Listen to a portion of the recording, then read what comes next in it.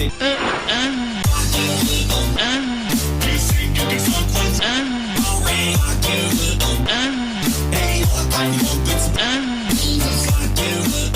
video is brought to you by Into the AM. Into the AM is my longest running sponsor. I've been partnering with them for years now, and I think their quality is second to none. Right now, Into the AM is having its biggest sale of the year for this Black Friday. It's 30 to 80% off until November 30th. They have the best gear, they have the most comfortable stuff, and it's for the best price. It is insane how good the price is for how good the quality is, which is why it's perfect for the upcoming holiday season for gifts or even for just yourself. Just look at this right here. This is one of my favorite tees that they come out recently, and they have a plethora of them. There is so much good stuff that they have that, like, I can't even show you all, but there's just a sample. And the cool thing is, on top of the Black Friday sale, you can use my code, which stacks upon the Black Friday sale. So you'll get the big discounts, and if you use code SBG, you'll get an additional 10% off upon your checkout. So go to intotheam.com/SBG or click the link in the description to check them out. I promise you guys will not be disappointed. I absolutely adore their stuff. And thanks again, Into the AM. I appreciate y'all very much so. How's everybody doing? Welcome to Snark Podcast, the show where the points, where everything's made up and the points don't matter. I'm your host, Drew Carey. Today we're going to be, I don't know, we've segued into a lot of question-oriented shows, but there's been a lot of topics that have bubbled up recently that I think now would be a good time to kind of catch up on. Yeah, man, there's some crazy shit. Derek's kind of the expert on a lot of this stuff at this point, because like I just straight up have not been paying attention. I've only seen snippets of this Azulan stuff. And I did watch the Boogie documentary and all that stuff. Did you know? What? Who Azulan was? I have sincerely never heard of this in my life. Right. That's why this is so crazy to me. That's the thing why I feel like most people that aren't into reaction content, which is, I would imagine, the vast majority of people that are listening to this, they're not really. Vast majority of functioning people. Also, it should be noted that like everybody who watches this show is homeless, so they don't have access. That's true. They don't have access to any other content than this. You only have a government phone that doesn't have any data. It's a government phone where the only website that's accessible is patreon.com/the Snark Tank. That's like your only, you get one website that you can go on. And all these homeless people chose that. No texting, no calling. We appreciate that though. I really appreciate that. Yeah, man. I mean, that's absolutely if you could find a way somehow, if you're listening to this show, to put this podcast as your emergency contact, do it. I don't know how that would work necessarily, but like figure it out. Yeah. You know? So now that, still thank you patrons, and nobody's heard of Azulan. I saw, so Nerd City pretty much disappeared off the face of the earth, right? He kind of just does a podcast with Pyrocynical, Colossal's Crazy, somebody else I can't remember. There's like four of them. Yeah, I can't remember. And that's what he's been doing. Kind of actually is similar to this. I haven't been doing content either. That's exactly, actually. Like I'm sure there's so many people who are like, "Whoa, every time I post something, it's like, where's Chris been?" And it's like, on a weekly basis, I've been here for the last several years, actually. But right, it is kind of funny that there's still people within our respective fan bases that are finding out that we have a podcast. Like, wow, I didn't. Especially you do like 2 fucking podcasts. Yeah, man, that's I mention it constantly on videos. You know what's crazy? I thought they were joking. I can't remember what comment section it was, but somebody said, "Whoa, I'm a Sacred Symbols fan. I didn't know Chris did music." When we dropped that, it's Terror Time again. Oh yeah, and I'm like, that sounds so impossible, because that insane. Is your main thing that people know you for, is doing music. Well, it's like the most viewed stuff on my channel. Actually, it's straight up exactly was for a time those musicals. You know what's crazy about that too is that we literally did a joint live show. I don't know. There's so much about it that confuses the hell out of me. I thought he was joking. He was serious. He's like, "Oh yeah, I'm gonna check out the other stuff you guys have done." I'm like, I thought he was fucking around. I'm like, okay, yeah, you fair enough. You got a smorgasbord of content. By the way, I did want to mention that Sweeney is also here. Yeah, he hasn't said anything. I'm here, but I'm trying to let you guys talk. You guys are talking about like making music and shit and being like actual YouTubers, and I'm just like, let these niggas talk. I don't know what the fuck I'm gonna say. Well, you look like you were reading like a fortune cookie that was like mega specific, and you were afraid of it. Like you just like it was like a fortune cookie that I was said just letting like, you guys speak. I was like, oh, they're talking about this shit. Let me start doing my fucking tax shit. Let me start doing your oh wow. You're gonna start doing taxes in November. Jesus. Let me start sending out my 1099s and what do we have to do? W.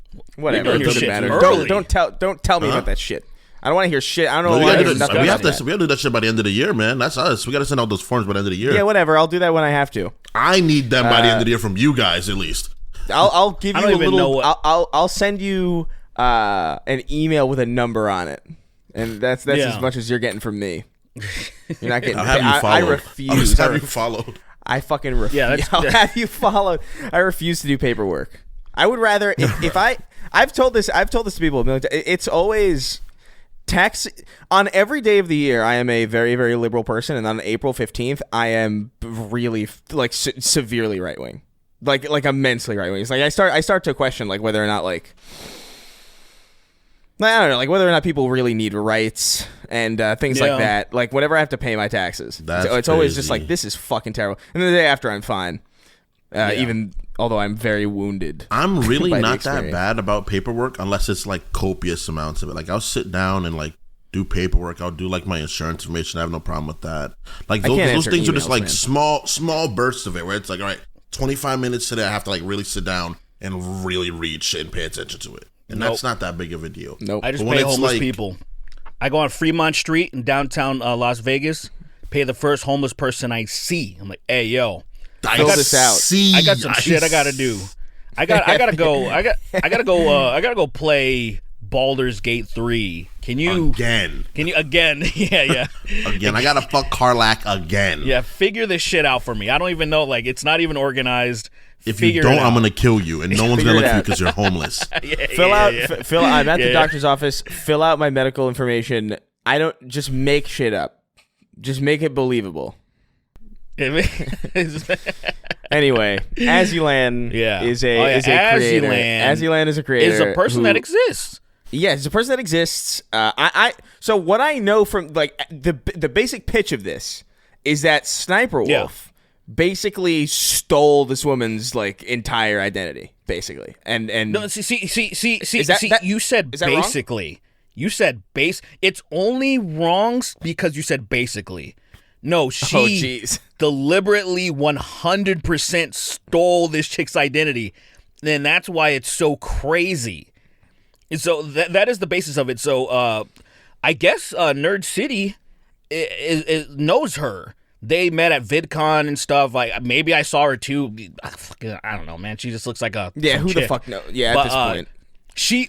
From seeing this interview on his channel, and I would advise you guys to listeners to go watch that video. I think it's like a half hour, and it's just the first 3 minutes is fucking mind blowing, just because it's already enough. He's a genius. Like Nerd City, the way that I'm lazy with like the way that I structure videos. I'm kind of like, all right, bullet points, go. This dude methodically, within the first 3 minutes, it was already enough where I'm like, oh, this bitch is guilty. And then he also shows, and this was hilarious, there's a guy in Brazil that 100% stole Nerd City's identity, essentially. Same music, same glasses, same backdrop. But since it's Brazil, it's all in Portuguese, so you would never find it. And that guy has 3 million. He has 3 million subscribers. He has more subscribers than, and it's essentially the same thing where this girl, Azulan, has like, I think 9 million subscribers or something. She's still really popular. But then SSSniperWolf, 30 million plus and counting. And the thing that's most egregious about this is not only that SSSniperWolf 100% stole. I'm talking about, there is a tutorial. There is a, hey, here's the shit that I have in my house that Azulan did, wearing a red dress. And then SSSniperWolf got a red dress, did the same type of shots, got the same type of big-ass mirror that this chick had in her house, Azilan. Just, like, shot for shot doing things completely the same backdrop, same everything. And then SniperWolf has the audacity, when her fans started finding out, hey, who's this chick? SniperWolf was being like, yo, this bitch is stealing my shit. That's not cool. That's crazy. Yeah, I haven't seen the Nerd City video yet, because Nerd City's videos are great when he decides to like focus on like commentary stuff, but it's also like so sensory wise, it's so fucking much that I'm like I had no energy to watch it, but I gotta get around it. That's fucking nuts, though. If that's true, if that's real, and it seems like it's totally true.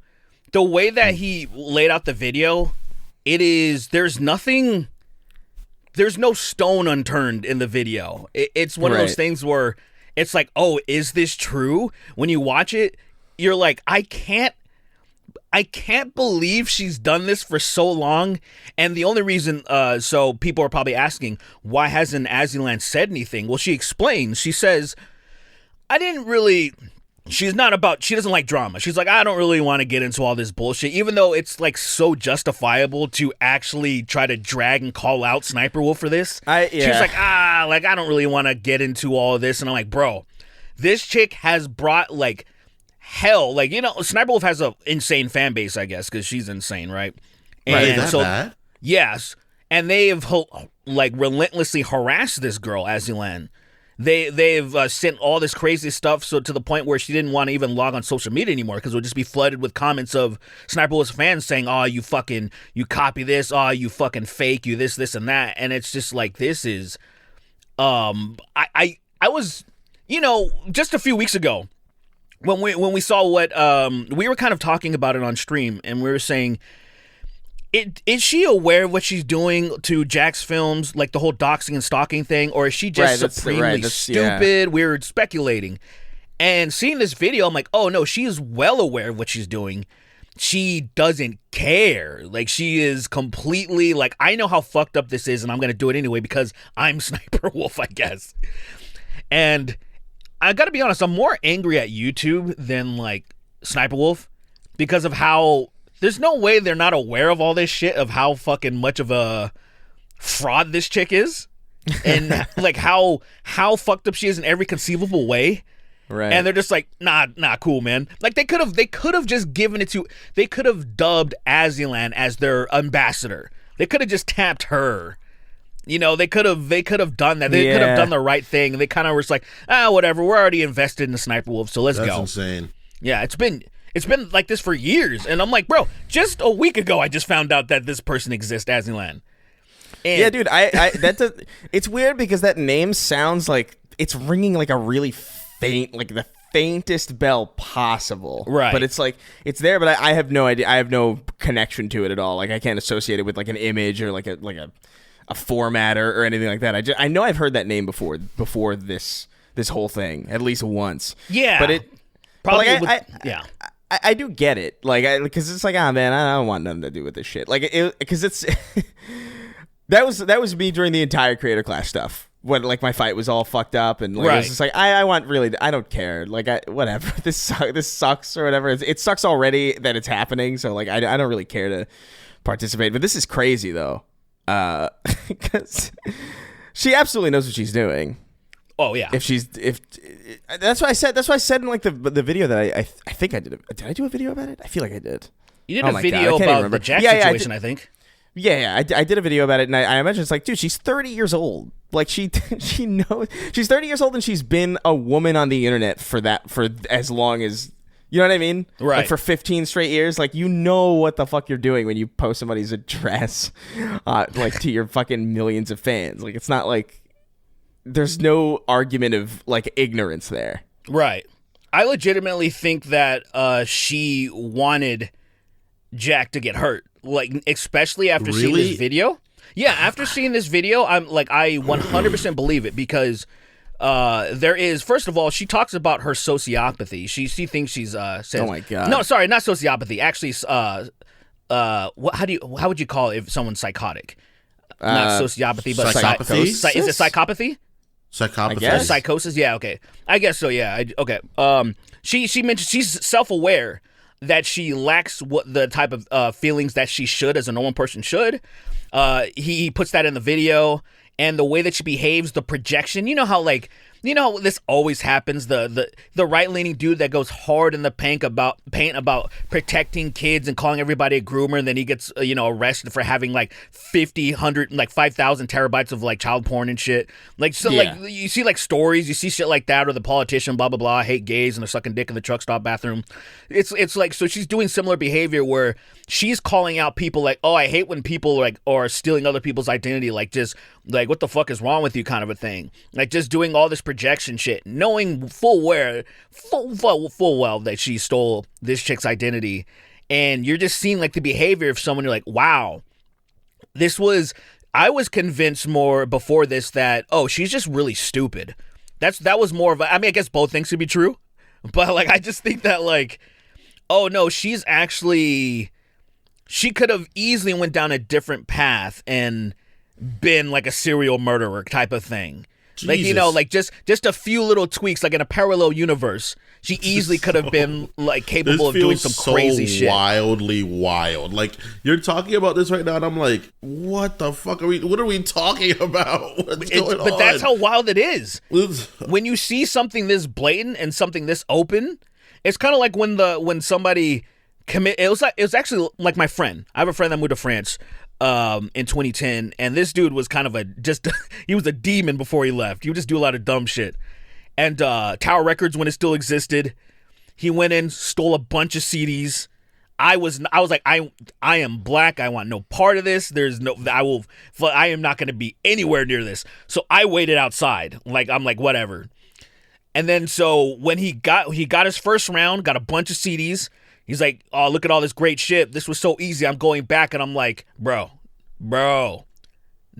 Like, you don't go back to the scene of the crime. That's when you get caught, like, almost always, right? You don't re-steal from the same place. You fucking idiot. So he went back, and then I see my friend that went in with him.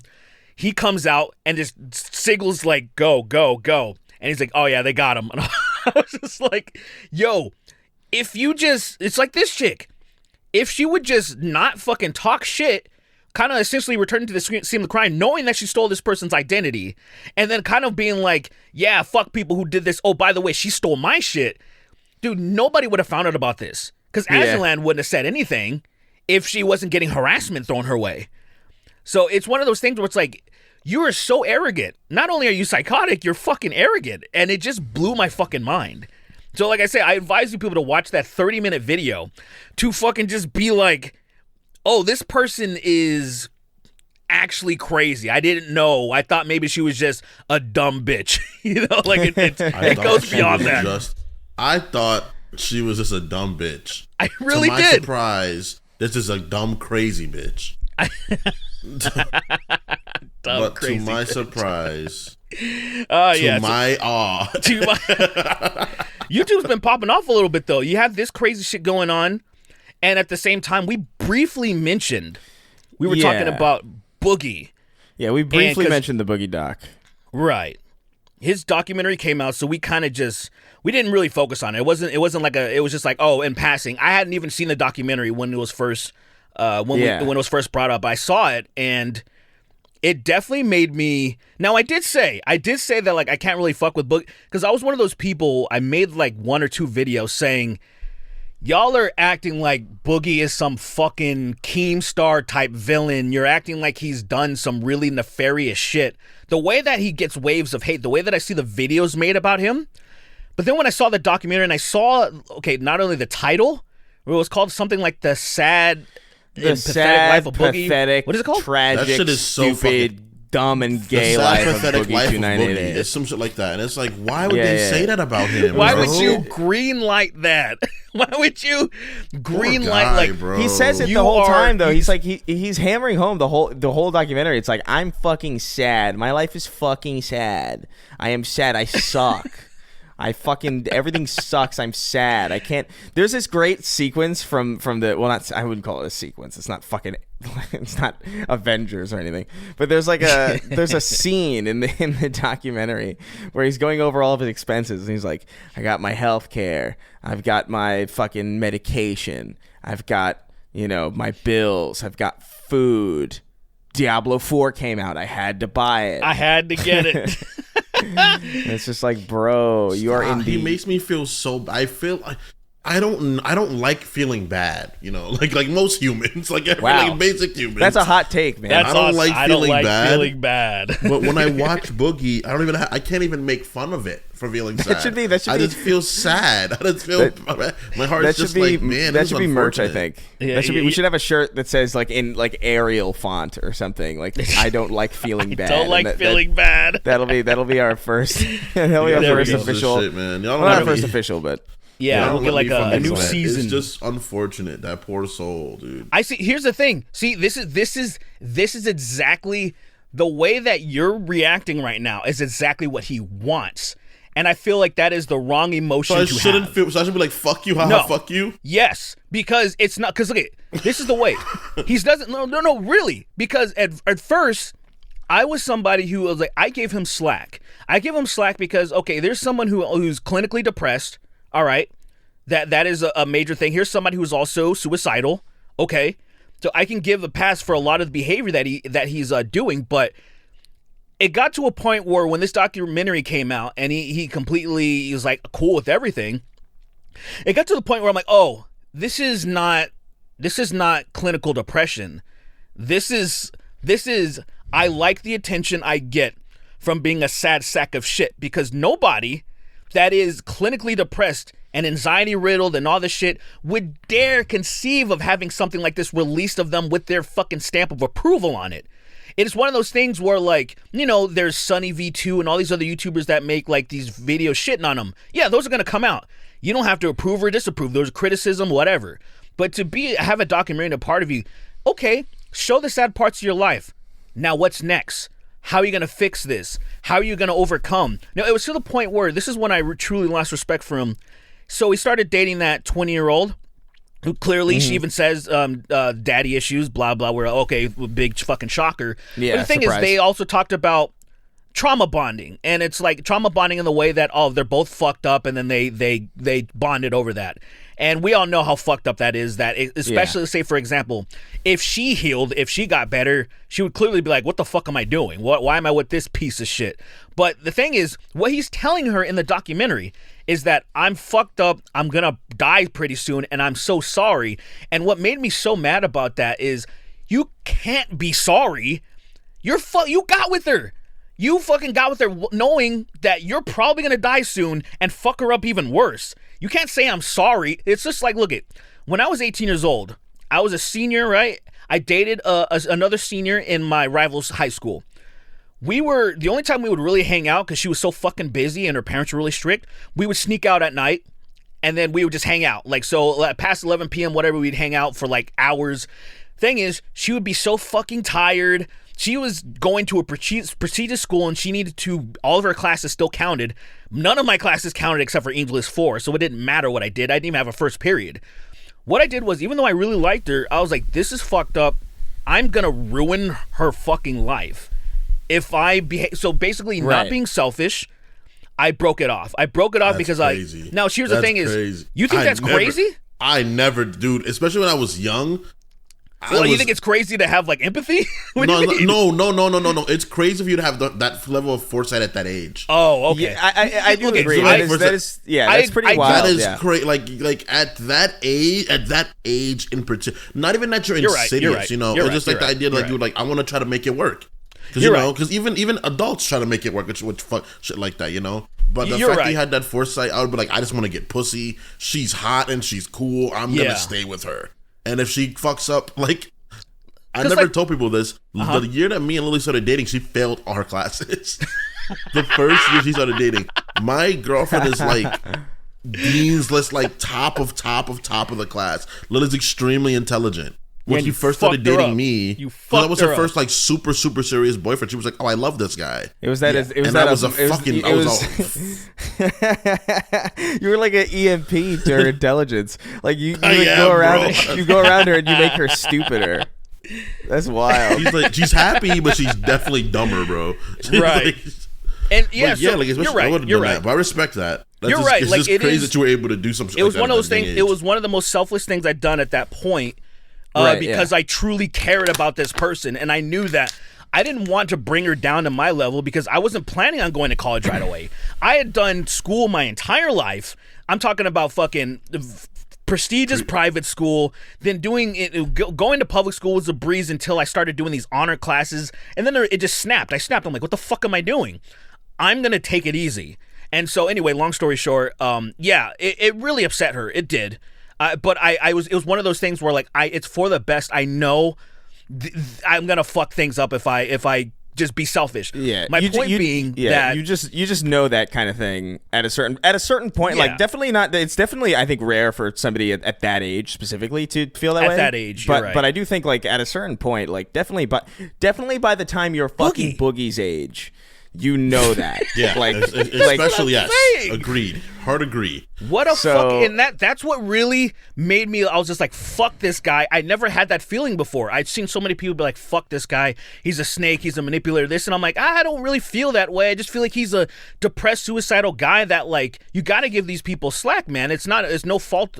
A person that's clinically depressed doesn't want to be clinically depressed. So I was more, but then when I started seeing, I'm like, oh, he's in control. He knows exactly what he's doing, and there's no the fact that this chick's gonna be, no matter what, this chick's not gonna come out on top. There's no way this chick's gonna come out on top in life being with Boogie. That's what upsets me. There is no gain if he dies early. Like she's just stuck with nothing. If he fucking lived longer, it's just gonna be the is he gonna like insidious fucking go ahead. The insidious thing about it to me that really kind of bothered me. It was the same exact point that you were talking about, where it's like it all hinges on this girl. Like if it was everything else, like dude says he's like a covert narcissist or whatever. It's like whatever. Like you've got your own your brain's all fucked. Like fine, but like again, like you just know.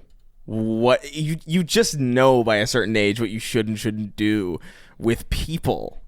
And like to me it's like when he goes like, yeah, I don't know how much longer I have, you know, to this girl who's like clearly got abandonment issues or like daddy issues or whatever. It's like seems to me less like, oh, you know, I'm trying to be honest with you, and it seems more like, well, if I tell her my time is very limited, then she's not going to leave.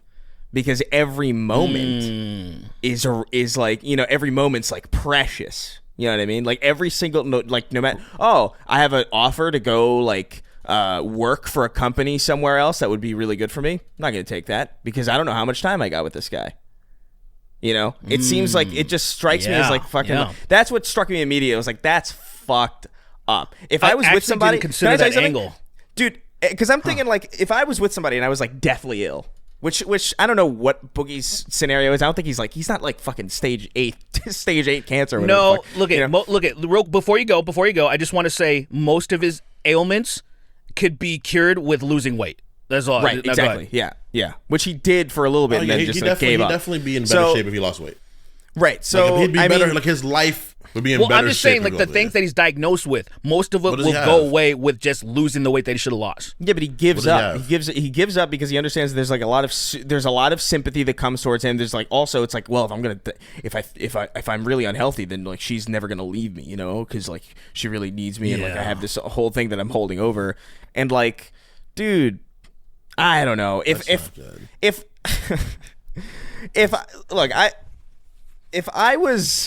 if I knew that I was gonna fucking die in like a year, like or something like that, right?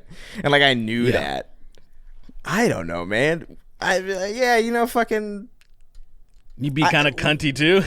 No, I would just. What do you say? If I'm with somebody that I care about and I know I'm gonna die, like I'm gonna be like, hey, listen, like this is. Oh, I see.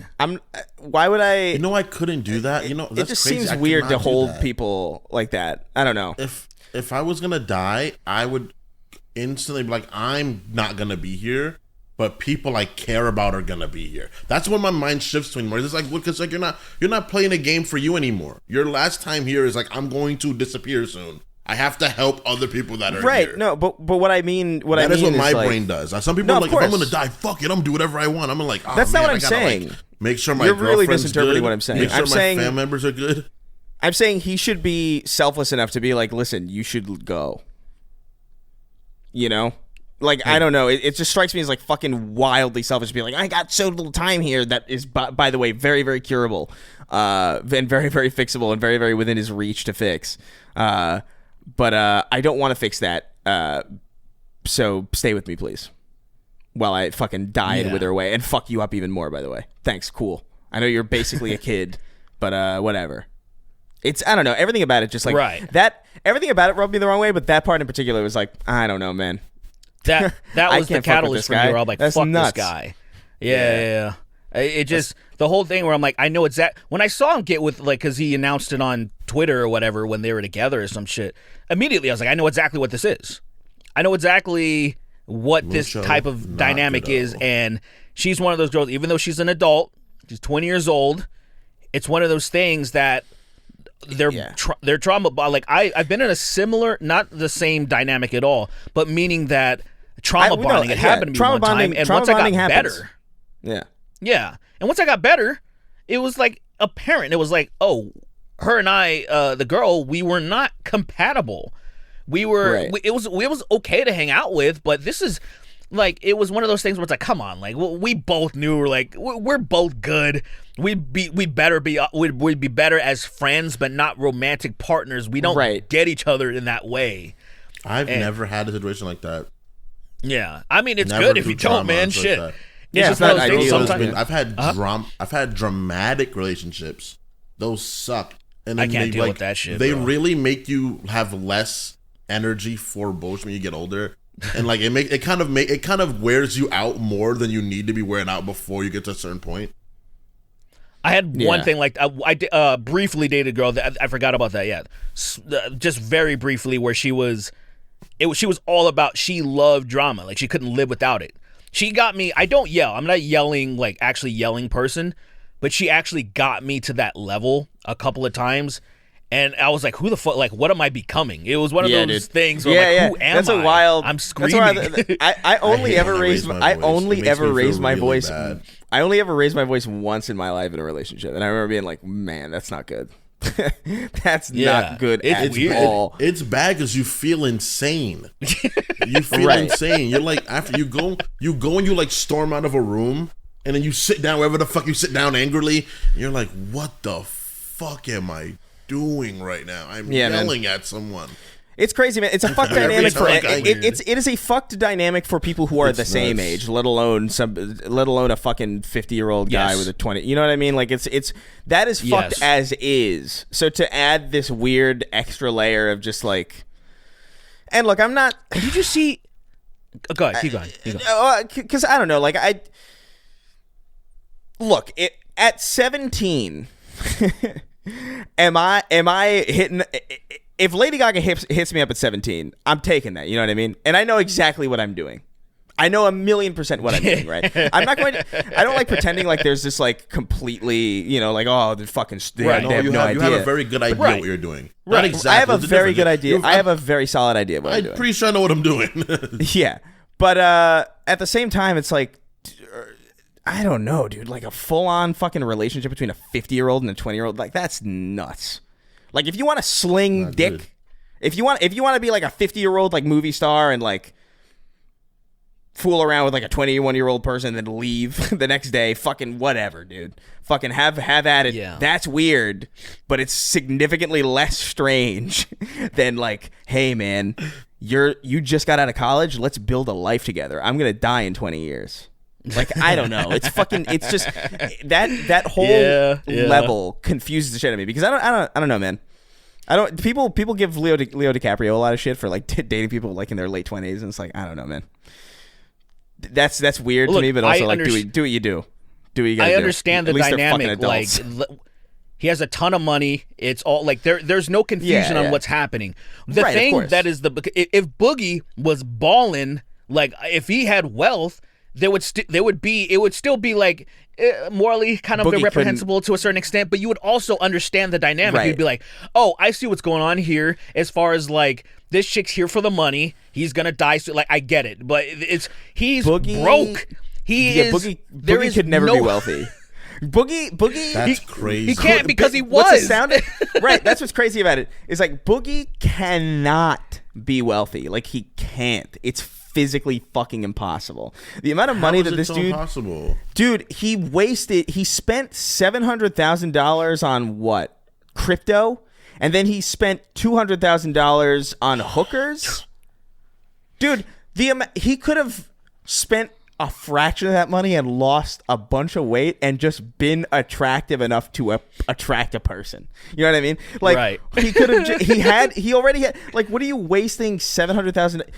Look, you've got many hundreds of thousands of dollars. That's great. That is not wealthy enough for you to put half or most of it into fucking crypto. You are not. Of course, they're doing millionaire. This right now. What happened? Of course they're doing this right now. Of course. Don't worry about it. What are they doing? What's going on over there, bro? Don't worry about it. Just turn your gain down a little bit, pull your mic closer to your face, will be good. I'm so mad. I hate Don't worry about bro. it. There's just so the lovely people of Mexico are cutting the grass. Hey, chill. They're all Salvadorian. We didn't hire Mexicans. Okay, the Central or South Americans, whatever. There you go. Yeah, whichever. I forgot where El Salvador is. Anyway, Central. Is it Central? Okay. Yeah, Central. Right. I don't remember what I was saying, but yeah. Well, you were specifically talking about the crypto because it's one of those things where there's a couple of things that are so people have asked him about certain things. Like everybody was like, why the fuck didn't you pay off your house? A lot of people don't want to accept this answer, but I accept it because if he was planning on killing himself, which he's talked about, he was like, I'm done. He said, he's like, dead people don't own homes. So why am I going to spend this money on paying off my house when I'm going to kill myself? And I'm like, that's actually fair. That because if I'm thinking to myself too, if I have debt and I'm planning on offing myself, the first thing I'm not with my money, I'm going to spend it on dumb shit. So essentially, if you want to know like why he spent so much money on escorts, I think there has to be a connection where he's thinking, I'm going to do the wildest stuff and live like I'm rich and then kill myself. And then, like a lot of people do, they get scared of facing that. Once they're actually like, okay, it's time, then their instincts kick in. We're like, I'm not going to do that. That's scary. And then they're like, I'm gonna actually figure it out because to me it's like a lot of people say it's a coward way out. People say it's a coward way out to kill yourself, but it's actually kind of the opposite. That's like self-preservation runs through me so much that I cannot even fathom killing myself. Well, yeah, because it's a coward's way. It's a coward's way out specifically because most people who go understand. Through it. Yeah, you understand. I understand the sentiment, but I just feel like it's such a like, man. Look at. Let's put it into perspective. Most people have trouble even giving themselves like taking a hypodermic needle and jabbing themselves. Like the idea of like doing something like inflicting or. It's like me. I do it once a week. Sometimes I used to do it twice a week when I was doing the TRT. No, I cannot under any circumstances give myself a shot. I can't do it. That's so easy. There's some because for some people my brain tells me no. Like you cannot. Don't hurt yourself. Allow this. That's dude. Crazy. When I get my blood drawn, it like requires a lot of like mental focus to just like allow that to happen. Really? Like it really like it when really makes when I was little, it used to scare me. Then it stopped scaring me. It's not that it scares me. It's that it's very clearly like No, you would react. You pull your arm back, and they put the. I just feel really tense. I feel really tense. I'm like, fuck, man. I was like, oh, god damn it, god, and I'm like, under my breath, I'm just like, god damn it, god, the whole time, like I've been with like these people who like draw my blood, and they're like, my mom's. I can't get the visual of like a Capri Sun straw going through a packet out of my head, like when it's like me, and then they're like the idea of like they're taking my blood. What fucking like, but this is where my Republican brain kicks in, where it's like, what the fuck do they need my blood for? What the fuck? Yeah, I know it's completely you idiot. I know, I understand. You're taking it to. I understand, but it's like it's also just this level of like, do you need to help me really? Like, what the fuck? Like, we went through so much history without doing this. Like, do I need this? Like, do I need you to take my blood? And like, and also, it doesn't help. It doesn't help the fact that every single time.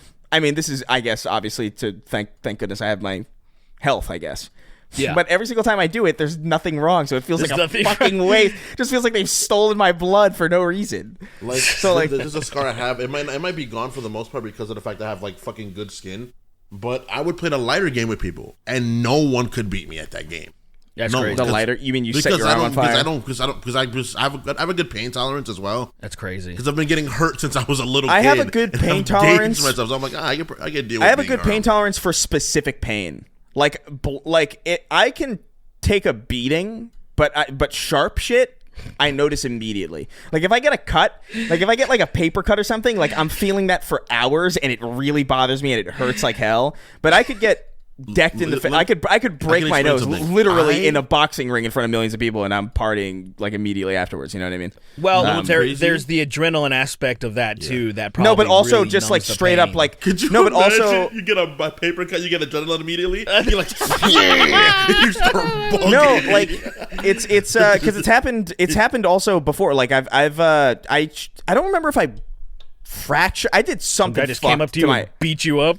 No, I did something fucked to my ankle at some point where like I landed on it wrong and I heard a crack, and then I just walked back up the stairs and just kind of laid down, and I was like, that sucks, you know. But like, yeah, it's just I don't know. With us at the house one time. That's when it was. It was the day that we were having that party. You remember? Yeah, I fucked my ankle up so bad, and I didn't go to the hospital or anything. I just kind of waited for it to go away. I'm fine, by the way. Totally would have been a waste. That's what I'm saying. It's like it just would have been a waste for me to go to the fucking hospital like everybody was telling me to do. I walk and run completely fine. Would have just been a bunch of money for no fucking reason, just to tell me things that I already know. You're gonna steal my blood like a fucking mosquito. So those small moments when you go there and you get checked up, they don't cost anything. I hate insurance, That's why man. You get insurance. Yeah. I don't. That's need why you it. have it. No, I was good, dude. I was good because with the job that I have, my AGI would be just on the threshold of being considered poor. Like my adjusted gross income, I would be just on the right there. I would always make it like Derek every year. Blackman, one of our homeless listeners. Basically, it was like, oh, hey guys, I'm in the poverty line. So then I would have a government insurance. I would have I'd had a Medi-Cal in Cali and I had Medi-Cal here in Nevada. Now guess what? I got fucking married. My wife has an okay job, and then they kicked my ass off insurance. I was like, yo! And not only did they do it, insult to injury, bro. Insult to injury. So I've been dealing with some pretty fucked up problems. One of them caused by my wisdom teeth that need to be pulled out that I didn't get. So my thing was going to be this month, and then I've been having some crazy stomach issue that I'm like, God, I hope it's not cancer or something. On the 1st of November, I was supposed to get an endoscopy. That was the same day I got kicked off my insurance. They were like, oh, hey, your shit's not renewing on the 1st. And I'm like, yo, but I have a fucking procedure. And they're like, sorry, bitch. And I'm like, and I talked to everybody. It's something I could do. I'm like, I asked them, what fucking year do you think this is? Just because my wife makes a certain amount of money, like, does that mean that I just have access to it? Like, all that shit just belongs to me? First of all, that's why marriage is a dumb idea, first and foremost. I mean, if I would have considered that, I would have probably no, we had to get married, but the idea is I would have probably, I don't know what I would have done. All I know is that it fucked me in the ass, and then because of how much we make together, even if dude, okay, so check this out. The subsidy that they were going to give me, they were like, okay, for me to keep my same doctors, there was only one plan available, and it was going to be like $300 a month, like the premium. I was like, that's crazy. And then the subsidy that they were going to give me, like, they're like, all right, this is how much you guys make together. The only subsidy we can give you is $60 off. And I was like, oh my God, I hate fucking dick. Suck my fucking dick. I hate insurance so much. Just, bro, I've so much, bro. I would, and I say this as somebody who just ranted about taxes earlier, just raise the fucking, I'm getting fucked anyway, okay? I'm getting fucked anyway on tax day.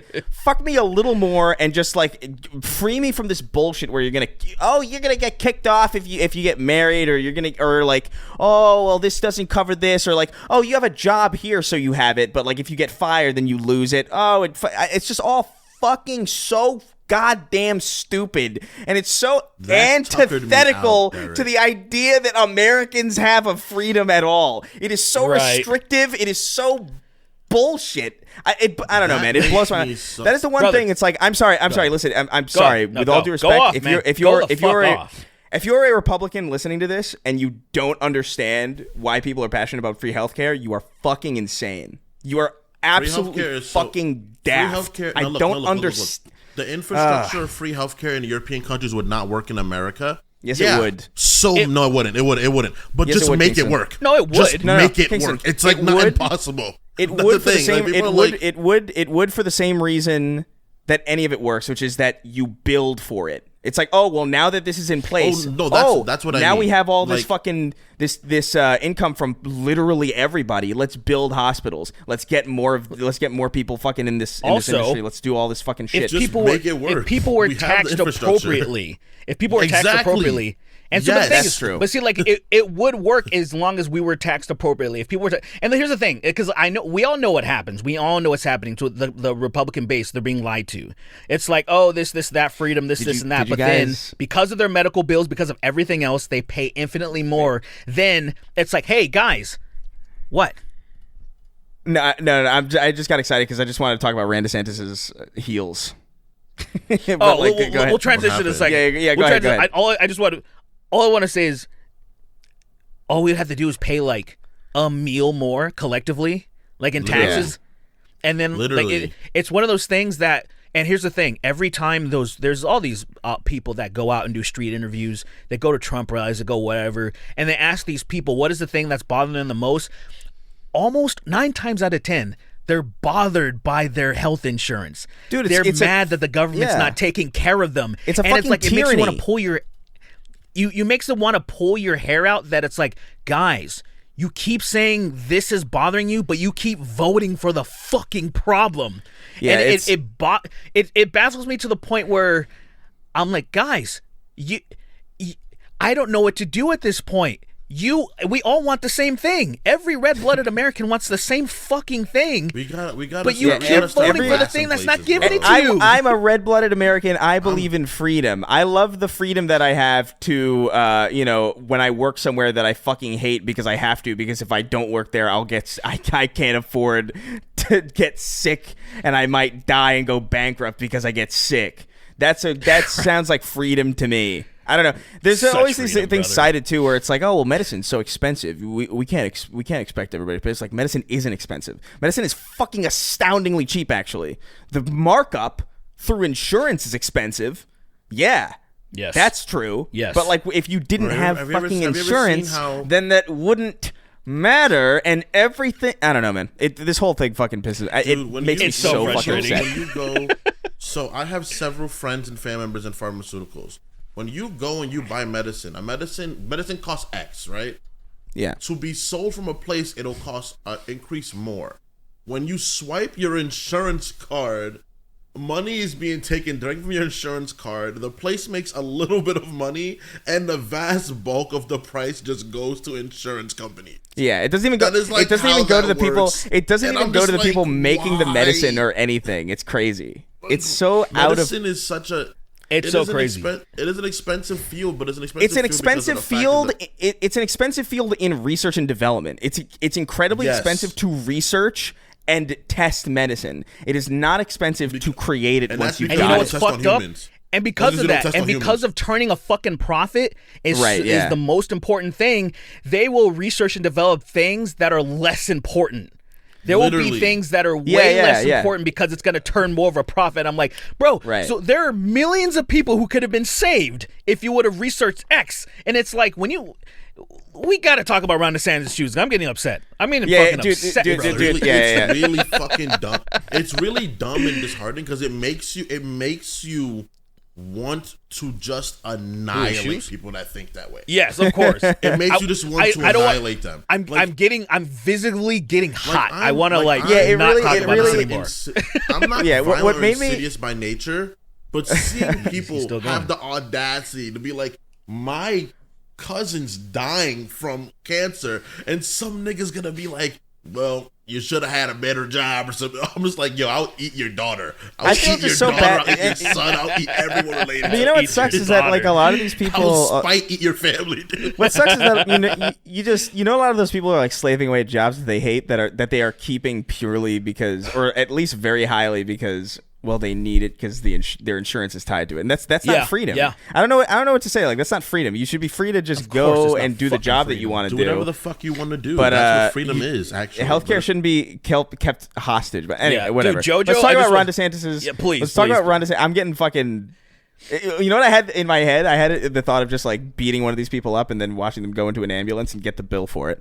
But and then that convinces them. No, you could probably right. That's but no, for me, the idea is opening my mouth, unhinging my jaw, and slowly having like little dark inkly tendrils come out my mouth and pull them into my stomach.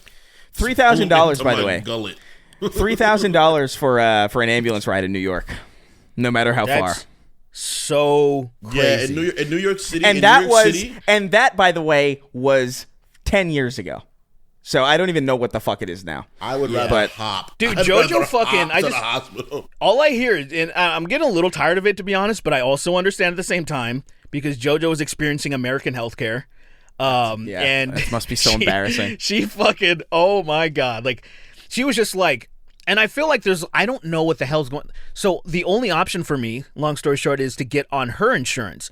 And the amount of problems that she had, I'm like, why the fuck would I want to get on your insurance? Your shit sucks.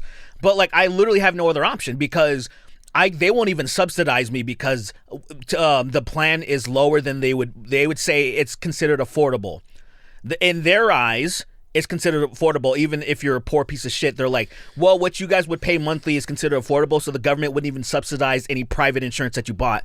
Anyway, she just wanted to, like, retarded. Hey, I got an operation on my I got a major operation back in Lithuania, and I just want to follow up like an ultrasound from an OBGYN. And they're just like, all right, cool, $200. And she's like, excuse me? Wait, $200 for a fucking ultrasound? Yeah, what's the problem? And I was like, wait, is that outrageous? After the fucking copay? Is that after the deductible? Yes, it is. And I'm just like, bro, I'm fucking like, I'm like, she's bitching, and I'm just like, yeah, I know, it sucks here. I get it. You don't have to rub it in your face that you don't fucking, if you don't want to wait a little bit longer, you can pay privately, but it still doesn't cost an arm and a leg, which is fucked up. So you just go, okay, I'm going to go to a private practice. And then like pay, like say if you're gonna get all your wisdom teeth pulled out, you'll probably pay like 700 euros instead of like $5,000 or some shit. You know what I mean? It's like one of those things where it's, I guess, the equivalent of going to Mexico to get your work done. It's kind of that. Like people drive over to Mexico to get dental work done and all that shit. Dude, it's so funny. It's so funny too because like I know so many people. I know so many people who like are look, man. They got money, right? And then they talk about how like, oh yeah, I went to like Dubai to get this procedure done. Or like I went to like, X, Y, like all these places. I'm like, why? It's like, because it's cheaper and literally better. So like, why would I not do it? Well, yeah, it's like, God damn, it's so sad. Done, go to fucking Brazil. Sad. Go to Brazil or Colombia. I'm thinking about getting my teeth pulled in another country, but we'll see. But let's talk about, dude. We have to talk about. We got to talk about we got to talk about DeSantis, bro. And it is fucking, dude. It is so crazy that. I guess it's just crazy that he's lying about it. He's lying about his fucking shoes. If he's not lying, then he's the most. He has the strangest body I've ever fucking seen. Like that guy is clearly wearing heels, like ridiculous heels. Like he's so. I don't know, man. I saw videos of him just like walking, and then like the shoe bends, and there's clearly nothing in the end of the shoe. There's nothing there. It's like he's clearly wearing those things that make you like inches taller because he knows there's that whole stigma of being a short president. You're most likely not going to win. If you're not above 6 foot, you're probably not going to win. And the thing is, he says that he's like 5'11", which means he's actually probably like 5'8".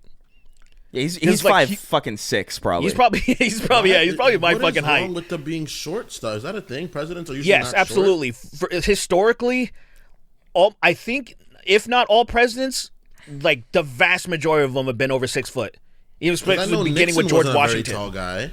Who? Nixon wasn't a very tall guy. Well, I don't know how tall Nixon was. Look them up and how tall they were. But I'm saying the vast Nixon majority was of presidents. 6 foot exactly. Really? Okay. Yeah. Like it's a thing. Biden's over 6 foot. Trump's over 6 foot. Obama's over 6 foot. Jimmy Carter. Jimmy Carter's probably the shortest president that we had, and but that's only like he's 9'7" because he's old and he's shrunk. You said, but he's 9'7". Yeah, 9'7". He's 9'7". Can you imagine? You'd hear you at 9'7". You're not affected by terrestrial winds anymore. Upper wind is bothering you. Yeah, so people talk. But Jimmy Carter apparently was at least 5'10", which is not. I do have a bone to pick. By the way, I want to have. I have a bone to pick. I have a bone to pick with some people. Enough with the appropriation of just short culture with this, like, oh, short king. You got 5'10" people saying, oh, short king. You are not That's crazy. Short. You're just not tall. You're fucking default. You are not. You're nothing. Okay? You're not short because you're not 6 foot. You're just not tall. Get over it. You okay, Chris? No, it's just annoying. Okay, it's annoying because that shit. No, it's annoying because it's like there are people who like Ron DeSantis who wear heels to like pretend to not be a short. And it's like, you're such a pussy, dude. You good? Right. I'm out here 5'4" every single day, fucking braving the world completely fine every and unbothered. Day of my fucking life, and you're running for president and you have to wear heels. That's fucking embarrassing. You're garbage. I would be 100%. So embarrassed. I could never in the a most million embarrassing years. thing. Yeah, it's that's more so embarrassing sad. than like Trump wearing like a corset or whatever to like suck in his gut or whatever the fuck. 1,000,000% more embarrassing. Yeah. 1,000,000%. It's so fucking ridiculous. And the way he walks around the debate stage is so clearly like it's like watching a fucking grasshopper on stilts. It's the most unnatural thing I've ever seen in my life. That is crazy. He is fucked, by the way. I think DeSantis is completely fucked. Like even completely. There's no chance. Trump is going to solo him, but I think even anybody else would. Like even that Vivek guy who sucks. Vivek is more popular than Ron DeSantis, I think. Like, Vivek which is so not crazy. Numbers, but in like spirit. That's crazy though, if you really think about it, because Vivek sucks. Did you see his like when he did his goblin? When he did his like Spotify thing? Oh, and he was like, and he put like his default 25% of this man's like top 8. Like I can't remember what magazine asked these people to do make a playlist. What's your ideal playlist, presidential candidate fucking Vivek Ramaswamy or whatever I don't know his name. And he 25% of it is Imagine Dragons. That is fucking insane. How can I get him? How can I get to him? Like, how can I get to him? Like how? He seems like a type of person. Kingston, he real might quick. come on our podcast. Yeah. Oh my god, would that be so fucking hilarious? Like, how can I talk to him? Like, he seems like the type of person that would come on this podcast. Let's get it. Yeah, just out of desperation. Let's get him. Just be like, hey, what's up, Vivek? Like, how you doing? We're all political. We're all look us up. It says we're white supremacists. We come on our show, and then the first thing was like, so Vivek, why do you suck so hard? Like, why is it that you suck? Why are you just copying so hard? Barack Obama? I don't know verbatim? anything about you. Best question to ask. Yeah. I don't know anything about you. ever. I don't even know your policies. I don't even really know where you stand on most things. But I know you suck. Why is that? Why do you suck? The moment I saw you, my stomach started hurting. Why is that true? Why is that That's true? so great. I felt the way I felt seeing you for the first time was I imagined the way that like a witch feels when they see a cross, you know, like or like a vampire when they see sun. Yeah. I don't know, dude. In those shows when they make the wolves take that poison and their tummy start hurt, why did you do that to me? Why you do I this? need answer right. Can I say something? Can I just go real quick, Kingston? Is your gain still down from when they were doing that shit? It is. Turn it a little bit up. Yeah, you are very far away from your mic too. You're very quiet. That is true. Okay, so 34 minutes. Back to where it was. Don't blast us in the fucking ass with your disgusting voice. Where are you? All right, there you go. All right, 58. Stop. 58. So I put a timestamp. Why you make me want to hurt people so bad? Why your face make me want to hurt people? Derek, he has like an elongated head. They put a little thing. It's like a xenomorph head. Yeah, I put in timestamps so that you can like just know when to boost the. You know what I mean? Oh, gotcha. Yeah. For him. Okay. Anyway. Okay. Yeah, I don't know. Yeah. The debates. Yeah, I'm gonna hit up his rep. Yeah, hit up his rep. See if he'll come on the show. Oh, Send him this clip. Send him this clip specifically. Yeah. Would you care to come on this show and answer this question? Chris Christie's been hitting low key. I don't know. I don't like Chris Christie at all. But no one does. Yeah, that's that Jersey dude, right? Yeah, that's that Jersey guy. Didn't he like blow up a bridge or something? That's the one that Trump calls fat, and he's like 3 pounds heavier than Trump, and Trump's like, "Oh, don't call him a fat pig. That's mean. Don't call him Christie, a fat little boy, fat little retard boy. Chris Christie, look at this fat little retard. I hate this boy. I hate him so much. He's got Shake Shack dribbling down his little gullet. Look at him. He's eating those chicken bites like there's no tomorrow. Look at this fat little retard, Chris. Fat little retard. What bothers me so much is that Trump is such a walking post to be made fun of, too. He's so easy to make fun of. Why does no one ever like?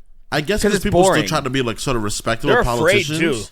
I think they're afraid. Oh yeah, the people. Okay, so hold on. The people on his side are afraid to make fun of him because he essentially has a cult, and the people outside of it are just really bad at it because they're fucking boring. It's like actually, like, I think, yeah. Shane Gillis has a great Trump bit where he talks about like he. Oh my god, Shane Gillis is pretty fucking funny. He's pretty great. I like him a lot. He's like, I don't know. People say he's like a right wing comedian. Even if he is like whatever, like I don't know. He's whatever he is. He's really fucking funny. Subtly. He says that he's not, but he's kind of he is enough. He's definitely American. That's what I can say. He's definitely a very pro-American guy. I like him. His Trump bit where he's like, Trump would be hilarious to see get shot because like the sound he would make, he'd be like, ah! Like it's such a dumb joke, but it's like it works.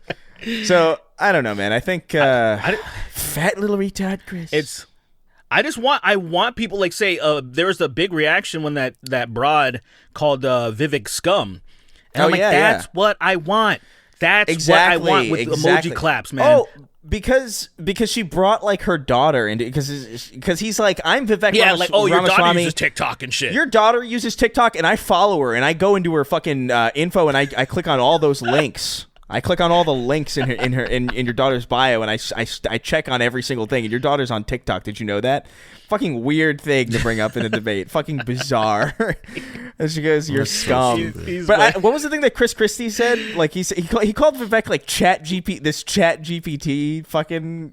Yeah. I don't remember what it was, but he's been doing good. My favorite part, he was going hard in the paint on because everybody was, before he even said anything, people were just booing him. And what I liked about it, he was eating the energy. Like he was like, you saw him like actually inhaling it and getting fatter. He was like, he was getting stronger. Was he Kirbying it? Yeah, he was. He was getting exactly stronger. What I want. He was getting stronger from all these years, which is awesome. Yeah. I love being hated, bro. If you can thrive off hatred, like you become a stronger being. Like I know it sounds like crazy. For real, that's not even a joke, man. Like people make a ton of money off of being like sincerely hated. Like it's like people wildest hating shit. you. Well, think of it like this: people hate what you call it on people. It's called the heel. In wrestling. Yeah, right. Exactly. Yeah. The heels are they're invincible. And they're so like fun. The shit, like the best heel of all time, I would go as far to say is, in my generation at least, the best heel of all time for me was Randy Orton. Young Randy Orton was despicable. Oh, the legend killer. Yeah. Despicable. He was beating up all of the legends and everyone fucking hated it. And they would cheer, and the way he would visibly grow while they were booing him. That's what's so fun. Oh, yes. Like when you get that heat that like it just makes you feel so like you're like yes. And Christie had that where I'm like okay, because number one, he obviously knows he's not going to win, so his purpose of there is just taking jabs. Not only was he shitting on Trump, he's been shitting on Trump. He started shitting on the people that are voting for him. He's like, bro, you guys are booing reality right now. Like he was just basically saying real shit and like just sucking it in. He's like.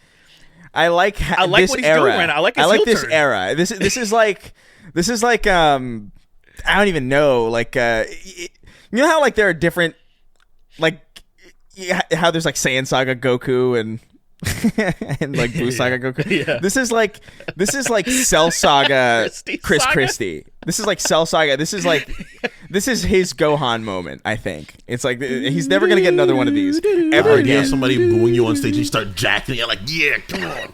Yeah, come on. Yeah. He will complete it. Get angry. Next debate, he has to bring food on stage. That's the next debate. Yeah, I want him to eat like on stage. Triple-double or something. I want him to call Nikki Haley a fat cunt. I want that to happen on the debate stage.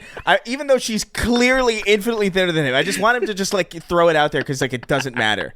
Like I really I don't know, man. I'm into what he's been saying lately as far as like what he's been saying to like the other people on the debate stage. It's fucking hilarious. That's what's. Am I misremembering this? By the way, I'm sorry to interrupt. Yeah. Did Chris Christie blow up a bridge?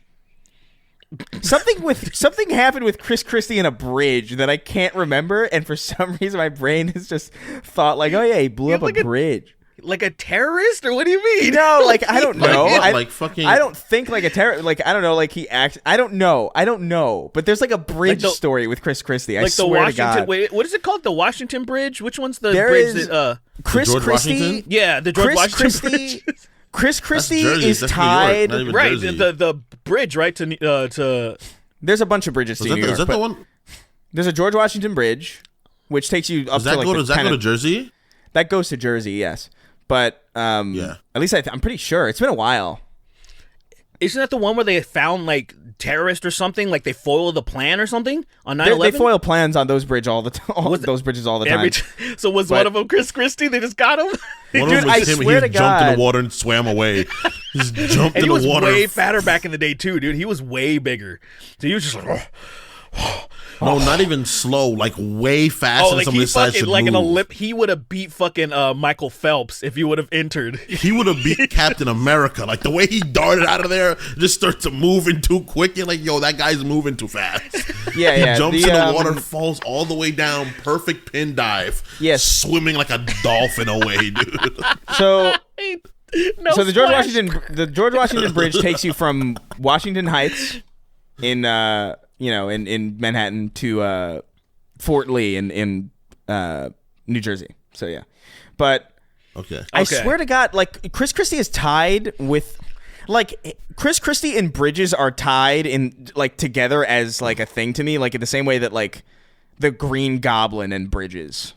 You know what I mean? Where like he's always gonna throw Gwen off the bridge. I don't know. I swear to God, there was like a bridge story with Chris Christie. Hold on, let me look. The only thing I think of is he's wearing a baseball uniform, and he has the biggest gun you've ever seen. Gun. You ever seen that? You ever seen that? It was literally the gun on the bridge. It was the George Washington Bridge. So Fort Lee. So it's called the Fort Lee lane closure scandal, better known as Bridgegate. It was a political scandal in the U.S. in state of New Jersey in 2013 and 2014. It involved a staff member and political appointees of then Governor Chris Christie colluding to create traffic jams in Fort Lee, New Jersey, by closing lanes at the main toll plaza. Wait, what the fuck was this? I knew there was a reason. Why though? I don't know. In your opinion, just thought experiment. Why would you do that? Why would he? I don't know. So okay, he was right. 9/11. So the allegations in the wake of lane close. Oh man, it's just so much. It's so much information that I don't even know. I don't know how to. Why would he? Explain like I'm 5? What this is? Bridge scandal explained. Is it? Oh, it's a whole fucking article. Oh, if you elect me again, I'll fix this fucking problem when he was causing it. You think maybe it was that? I don't know. I feel like I can't think of. Look. Let me preface this by saying there's a lot of information about this out here. None of it is boiled down. All of it is articles. So I'm going to say something, and I'm going to assume that it's true. I'm going to assume that Chris Christie wanted to create traffic jams to dissuade voters from voting for him, to like keep them in traffic long enough that the polls closed and nobody got through because all of his guys are on the other side of the bridge. That's whatever. Who cares? It doesn't matter. He actually did it because he was busy underneath the bridge touching minors. Who knows? I don't know. Is it an unfair under the bridge? Under the bridge from a fucking bungee cord? Is that a fucking wild accusation? Maybe, but that's your fault for not having digestible information on this subject. So that is true. Sorry. That is true. Yeah, we're just gonna have to invent a scandal.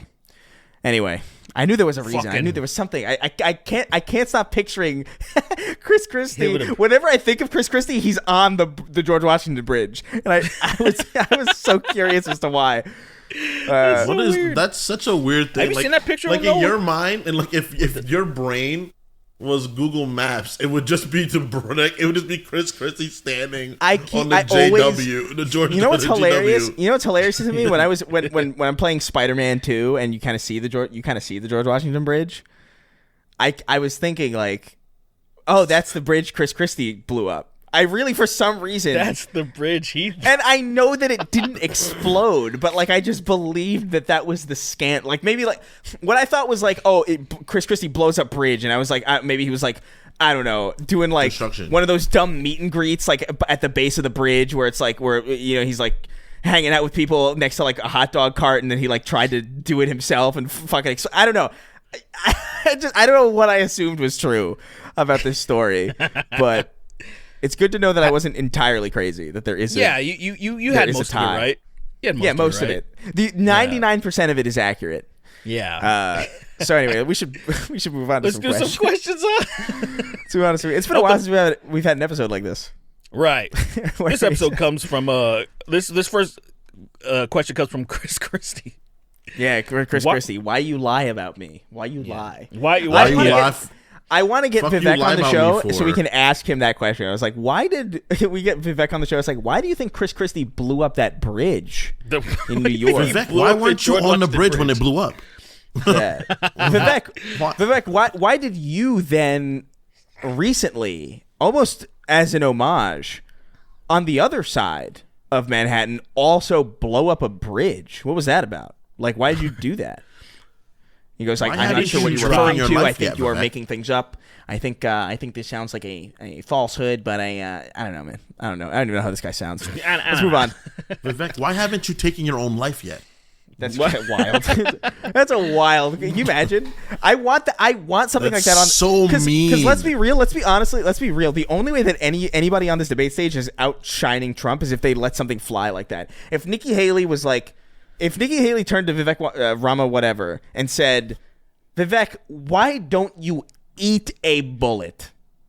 Like, why don't you die today? Why don't you go home and die today, fool? Vivek, how come they haven't figured that out yet, though? It's crazy to me. Backflip into a lawnmower. Like, fucking stop being here. Yeah.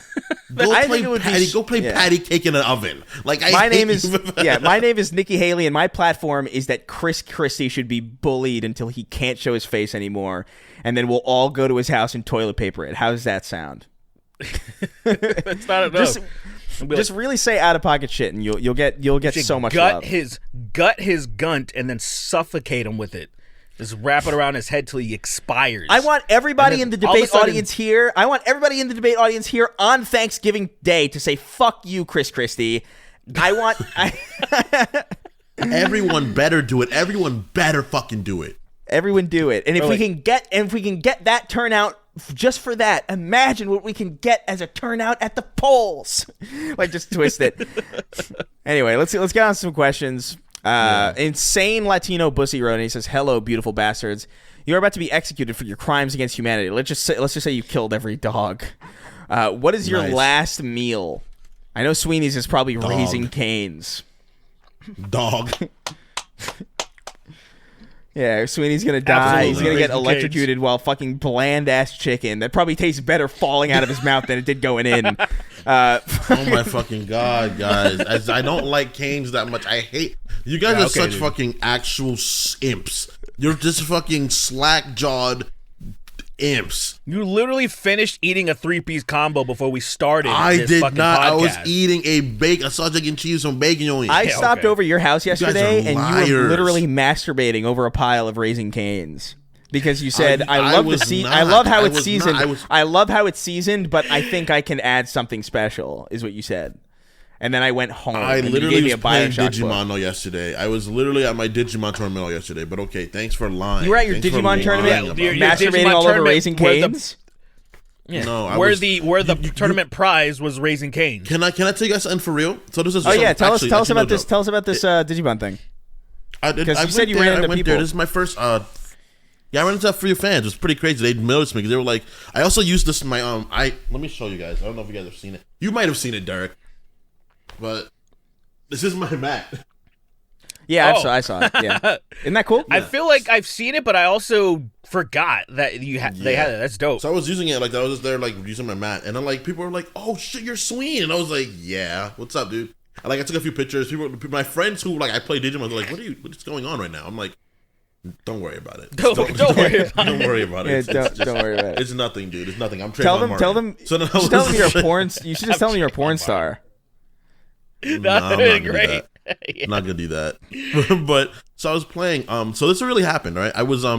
My record was 4-1 out of round 6, playing some guy. I had a assured victory, and this motherfucker wasted the time until we got a draw. He actually did that. He actually wasted time until we got a draw. And what made it crazy is that a judge was sitting right next to us and called, and I was like, "Judge, I had victory. You saw my hand. There's no way he could have won that." The judge was like, "You should have said something at that moment." And I got so angry that I was like bending in the plastic table while talking to him. And I noticed I was doing that, and I turned and walked away. Because I was like, what's the point of you having your job? Yeah, if you don't do it. If you don't do it. Why are you here? Nigga, if you're that, fuck you, nigga, you suck. Fuck you. I'm so mad about it. I'm so mad. Because I don't mind. I was being a good sport, right? Because obviously I'm not going to rush the guy. Because, you got to think about your turns. But the fact that I noticed that he was slowing down and playing slow to make me lose. And the judge clearly noticed it too and said nothing. And I'm like, all right, cool. Cool. Okay. Hope they both get shot. Yeah. I mean, that's fair. That's fair. But yeah, shout out to the fucking homeless Digimon fans or whatever. Yeah, the homeless. Shout out to the. Yeah, shout out to that homeless Digimon community who is willing to... homeless and y'all play Digimon and listen to us. That's you guys crazy. are out of pocket, bro. You That's guys are crazy. It's a little much, man. It's a little much. Yeah. A little much, but they thriving though, dude. I want the best for you, really. But... I had a really good time though. It was really fun. I did better than I thought I was gonna do. I was 6-2. I was 5-1. That's amazing. Did better than I thought I was going to. Yeah. It was the best players in the world there, man. I have no idea what that means. In America, so. Hey, yeah, how much Raising Cane's did you win? I did pretty good. That's all. I didn't win any Raising Cane's, unfortunately. That would have been cool. How many tenders? Yeah, how many tenders were in the pot? I wish I got tendies. That would have been cool. I heard that Ice-T was handing out like iced tea. Nah, Ice-T wasn't there. He would have called me nigga or something like that. Yo, nigga, what you doing here? I want to meet him so badly. I didn't actually give a shit until like that meme popped up, and I was like, I really want to meet Ice-T. Isn't he in a metal group? Well, he's also... actually, no, you're right. Actually, I did want to meet him before that. You're right. He's Body also count's kind of dope. He is also in Gears of War, which we'll be doing an extra ammo on really soon. We're gonna do some Gears of War. We're gonna make our own Gears of War. I just beat he's the just straight ultimate up a edition character. of Gears 1. Oh, did you? I forgot how I really enjoy. So I never played the ultimate edition of Gears. Yeah, I've only played the OGs, and I played the ultimate edition. I really fucking enjoyed it. Yeah, dude. There was a couple of bugs that were hilarious, but I really fucking enjoyed it. I was like, wow, man, dude, that added a Gears little trilogy, extra. It was That original Gears trilogy is good. It's good. It's genuinely. I think. I actually think music is amazing. The music's great. I actually sincerely believe that it's way better than people remember. Like it feels so much more modern than you expect it to, because it's not like a fucking. It's from 2005. You know, there's a lot of 2005 games that have not fucking aged particularly well. 2006, I guess I should say, is more accurate. Yeah, technically, yeah. But like you could drop that exact game in today and just like put like better graphics on it, and it would play perfect. Like, dude, nothing at all about it feels old. It's great. The voice acting is it's funny for such a meathead game. I was like, great, yeah. There's so much TLC put into it, and man, Cole, I love Cole so much. He's so good. Every line that he says is good. Like, there's nothing that he says that sounds like, oh, it's just background noise. Like, I want to listen to hear him talk. I love that cast of characters, like, sincerely. Like, I think that's a great group of guys. Like Baird, Marcus, Cole, and fucking Dom. Oh my god, Dom, yeah, dude, Dom. Chris Christie's a fat retard. Dom. Damn. They're sinking cities with Chris Christie. The coal train's here, baby. Oh my coal god. train's here. Wait. We gotta write that down for our. We gotta write that down. Yeah. All right, let's move. All right, let's move on. We're venturing into dangerous territory. We'll save that for the Gears of War extra ammo, which is going to be up, whatever, in the next couple weeks. Whatever. We'll get it out. So Chris Christie on the Carmine. Chris getting pegged by 19 inches of Fudanari Chun-Li. Damn. Hey, man, you know. Whoa, Fudanari Chun-Li.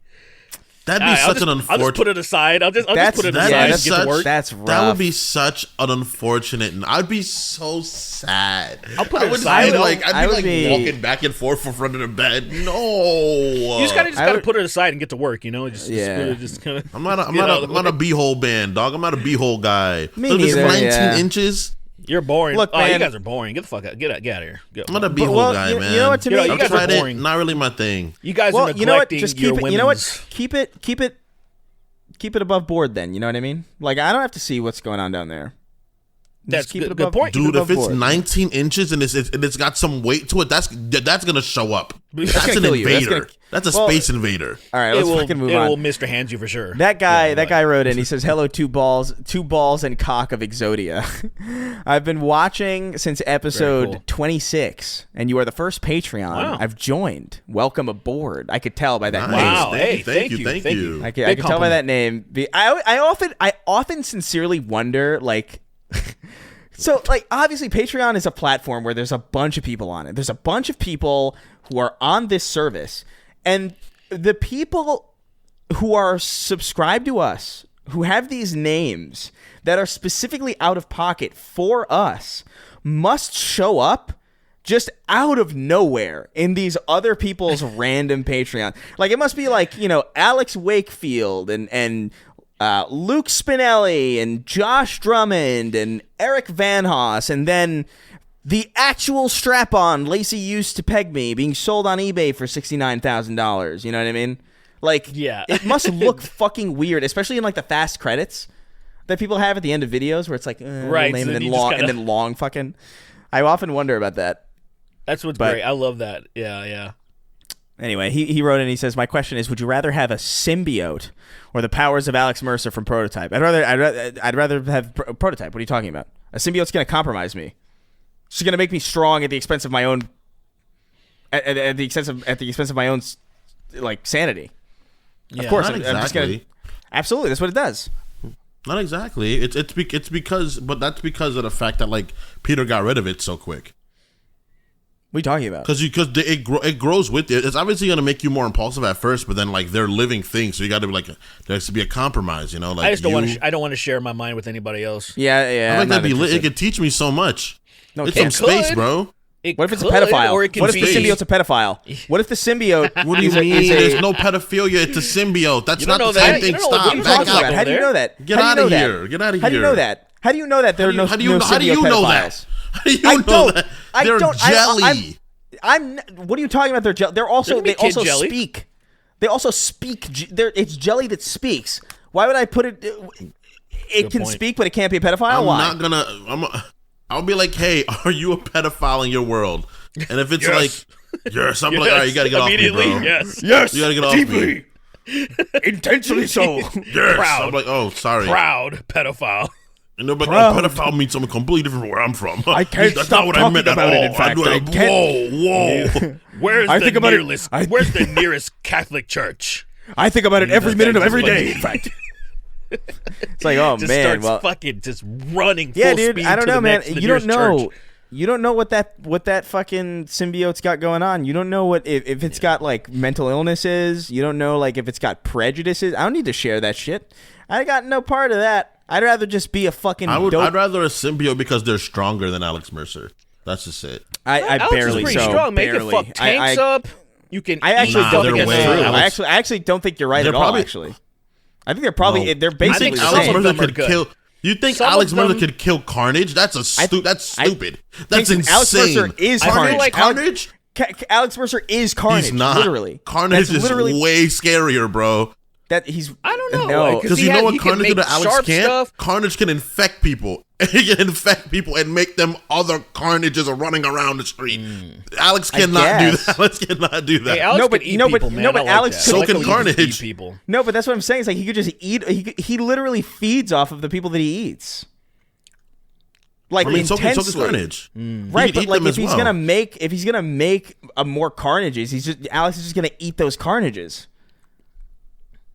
I don't know, man. There's more powerful ones than Carnage. Because I would suggest, like, think of it like this, right? Alex Mercer, true. right? Yeah. Do you think if Alex Mercer was in a knockdown, I think Alex Mercer could kill Spider-Man, right? I think he could kill Spider-Man.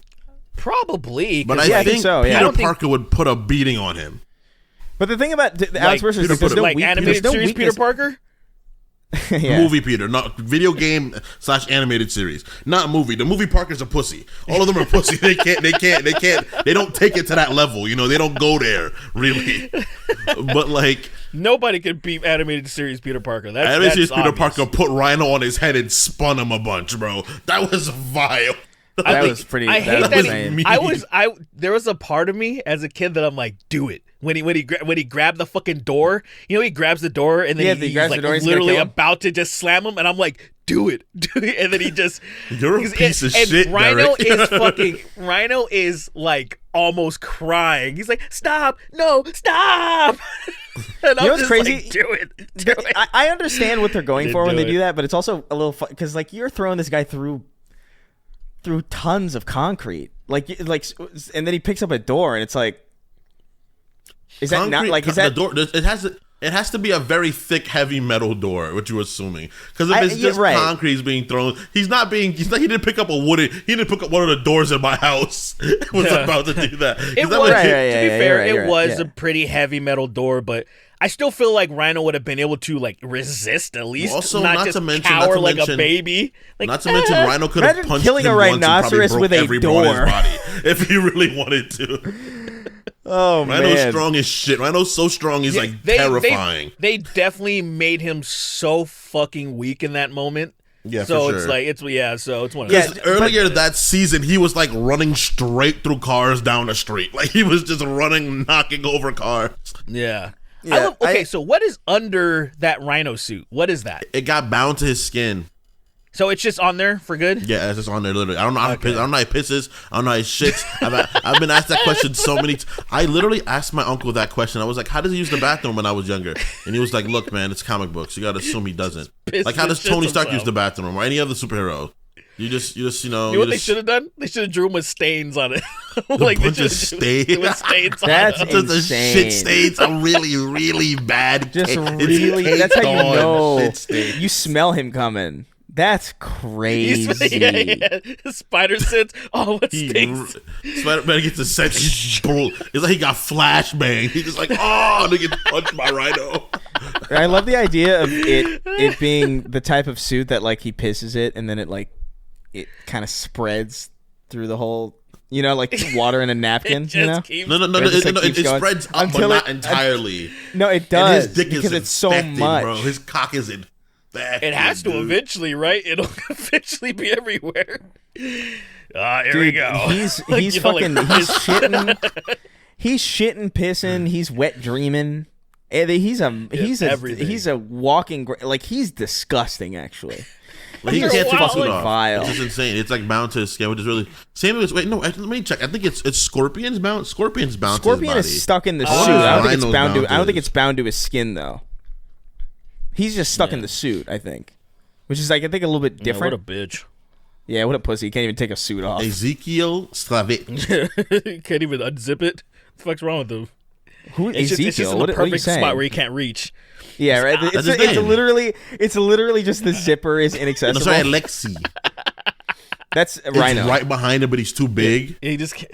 And then Spider-Man's like, "Have you asked somebody? Have you ever just asked somebody to unzip?" And he's like, "Oh, no, I actually had a psychotic break instead, and became a fucking notorious supervillain." There's a scene in Spider-Man the Animated Series where Rhino answers a phone call from Kingpin. And I love that because it kind of implies that he went and bought a phone. And it also implies, like, he's also in an apartment when it's happening. So, like, he lives somewhere. Like, I don't know. It's like, oh, that's Rhino, one of my tenants. Like, I don't know. Oh, no, so it's not bound to his skin. Sorry. It's not bound to his skin. So it's not. Why have the one that's bound to the skin is Scorpion. Scorpion can't take his off. Oh, so I had it reversed. Rhino can take his off. Can we? I mean, I want to see Shocker. I want to see all these people without their shit on. I want to see what they look like.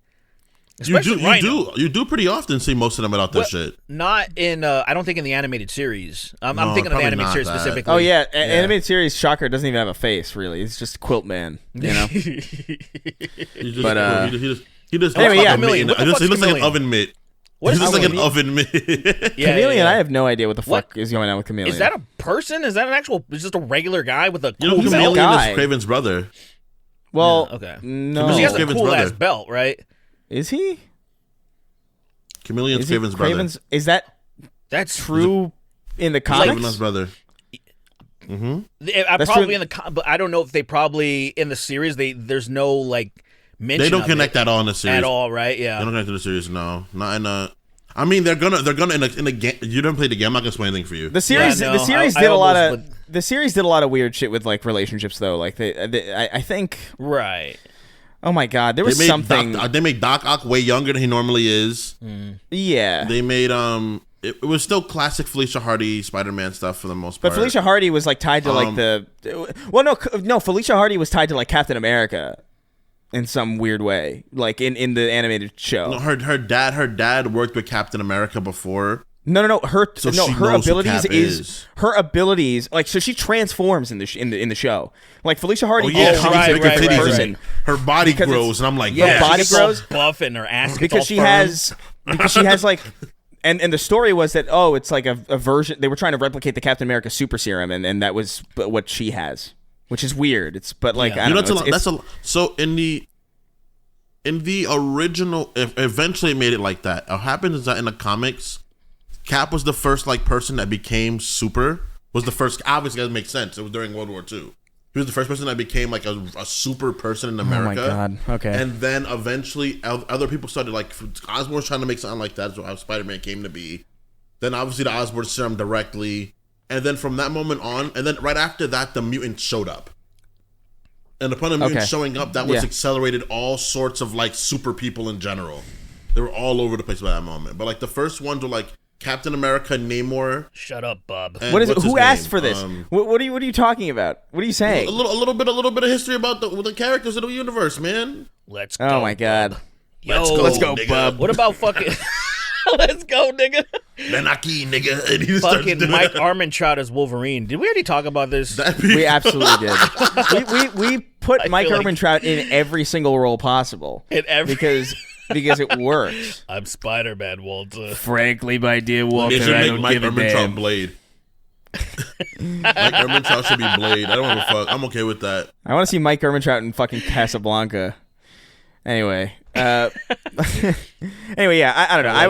I would Prototype is fucking sick. And there's no trade-offs really. There's no arbitrary sound weakness. I think the only weakness is like a specific antidote, which has to be made. So like I don't know, man. It's easy for me. I don't want a fucking symbiote remake. Yeah, I would do that. That's my answer. That's what I would do. So this is a long question. Would be hilarious. This is a long question, and I said specifically, don't ask me long questions, or I'm gonna kill you. But I'm gonna make an exception because I think it's kind of interesting. But don't make a habit of this. I'm not gonna fucking read your essay. If you write an essay, I will literally print it out, not read it, and burn it. Okay? I'll record me burning your question. If you write another essay to me again. But the actual strap-on that Lacey used to peg me being sold on eBay for $69,000 wrote in. He says, after months of being unable to pay tribute, I return once again to my 3 beautiful boys. On the highest tier, too, Woo! So I can torture Chris with my horrible names. Welcome aboard. He says, my question has a bit of context. It's not necessary. Didn't need the context, but I appreciate it, I guess. In a recent episode, you guys made jokes about Vince McMahon, and in an earlier episode, a fellow patron asked a question related to AEW and CM Punk. The question was about public freakouts. As a longtime fan of both pro wrestling and Chris's channel, it's surreal to see him bring up the subject since he's not at all involved with that stuff. And I even think he said wrestling was stupid once. I've said that several times, I'm sure. But I can't remember. Feel free to correct me. And now for the actual question. Start there. It's all good. What's a surreal bit of crossover? What's a surreal bit of crossover from 2 things you followed individually that you never thought you'd see? A good recent-ish example would be Tucker Carlson actually uttering the name Chris Chan when he was still with Fox News. That was pretty nuts. That was a pretty wild fucking day. Keep up the hard work, and happy once again to be contributing to Derek's daily Rhino Pill budget. Thank you a lot for your patronage. Poor JoJo. My guy. Poor girl. But man, I give it to her. Oh. Yeah, she almost has a fully grown penis. Like I'm excited. That's it's gestating right now. Okay. Yeah, man. It's funny. Speaking of Tucker Carlson, that piece of shit ended up at the latest UFC event a couple nights ago. So really? Trump shows up at the New York Madison Square. Yeah. So Trump shows up every once in a while. And so he walked out with, it was so gross. He walked out with Kid Rock and Tucker Carlson and some other people. And, because a lot of UFC fans, they're a bunch of degenerates. So they're all like, yeah. And I'm like, Tucker Carlson, there's a page called MMA On Point. They have a YouTube channel and everything. This guy, Tommy Toehold. A lot of people might know him just by proximity because he would do these, the old UFC games. Not super old, but the older years, he would do impressions of Joe Rogan and Mike Goldberg, who were the commentators, and he was very good. And he was just overdoing it, glitches, and a lot of people might have come across that content just because the glitches are the funniest fucking thing, and then him commentating sounding like them. So anyway, he tweeted out them walking out, and then also attached to Tucker Carlson's leaked text messages, saying that he despises Trump. And I just loved it. I laughed because it's just like, what a fucking weasel. He seems so ecstatic to stop talking about Trump. He's like, I can't stand this nigga. And then the very opportunity he gets to just walk out with them. He's like, ooh, hey, daddy. And immediately goes with them. But it was kind of gross. I mean, I get it, the crossover because of puppies? Uppies? So you ever see Uppies? Oh, Uppies? I love the idea of Tucker Carlson going up to Trump and just being like, Uppies? And then Trump's like, not right now. Not right now. Not now, Tucker. Curious. You won't pick me up. He won't pick me up. Well, Donald Trump won't pick me up. Why is that? All the liberals are fucking your dog without you knowing. And it's like, has what? Donald Trump gone woke? Donald Trump won't pick me up and pat my back until I burp a sullen burp. Why is that? Why is that? What's wrong here? What's going on here? They don't want the left doesn't want you to. I don't know. Whatever. Fucking the left doesn't want you to come Tucker Carlson. I can't masturbate to the M&M anymore. That was the first time I seen him. Yeah. I can't masturbate to the M&M anymore. Why is that? Why are they taking things away from me?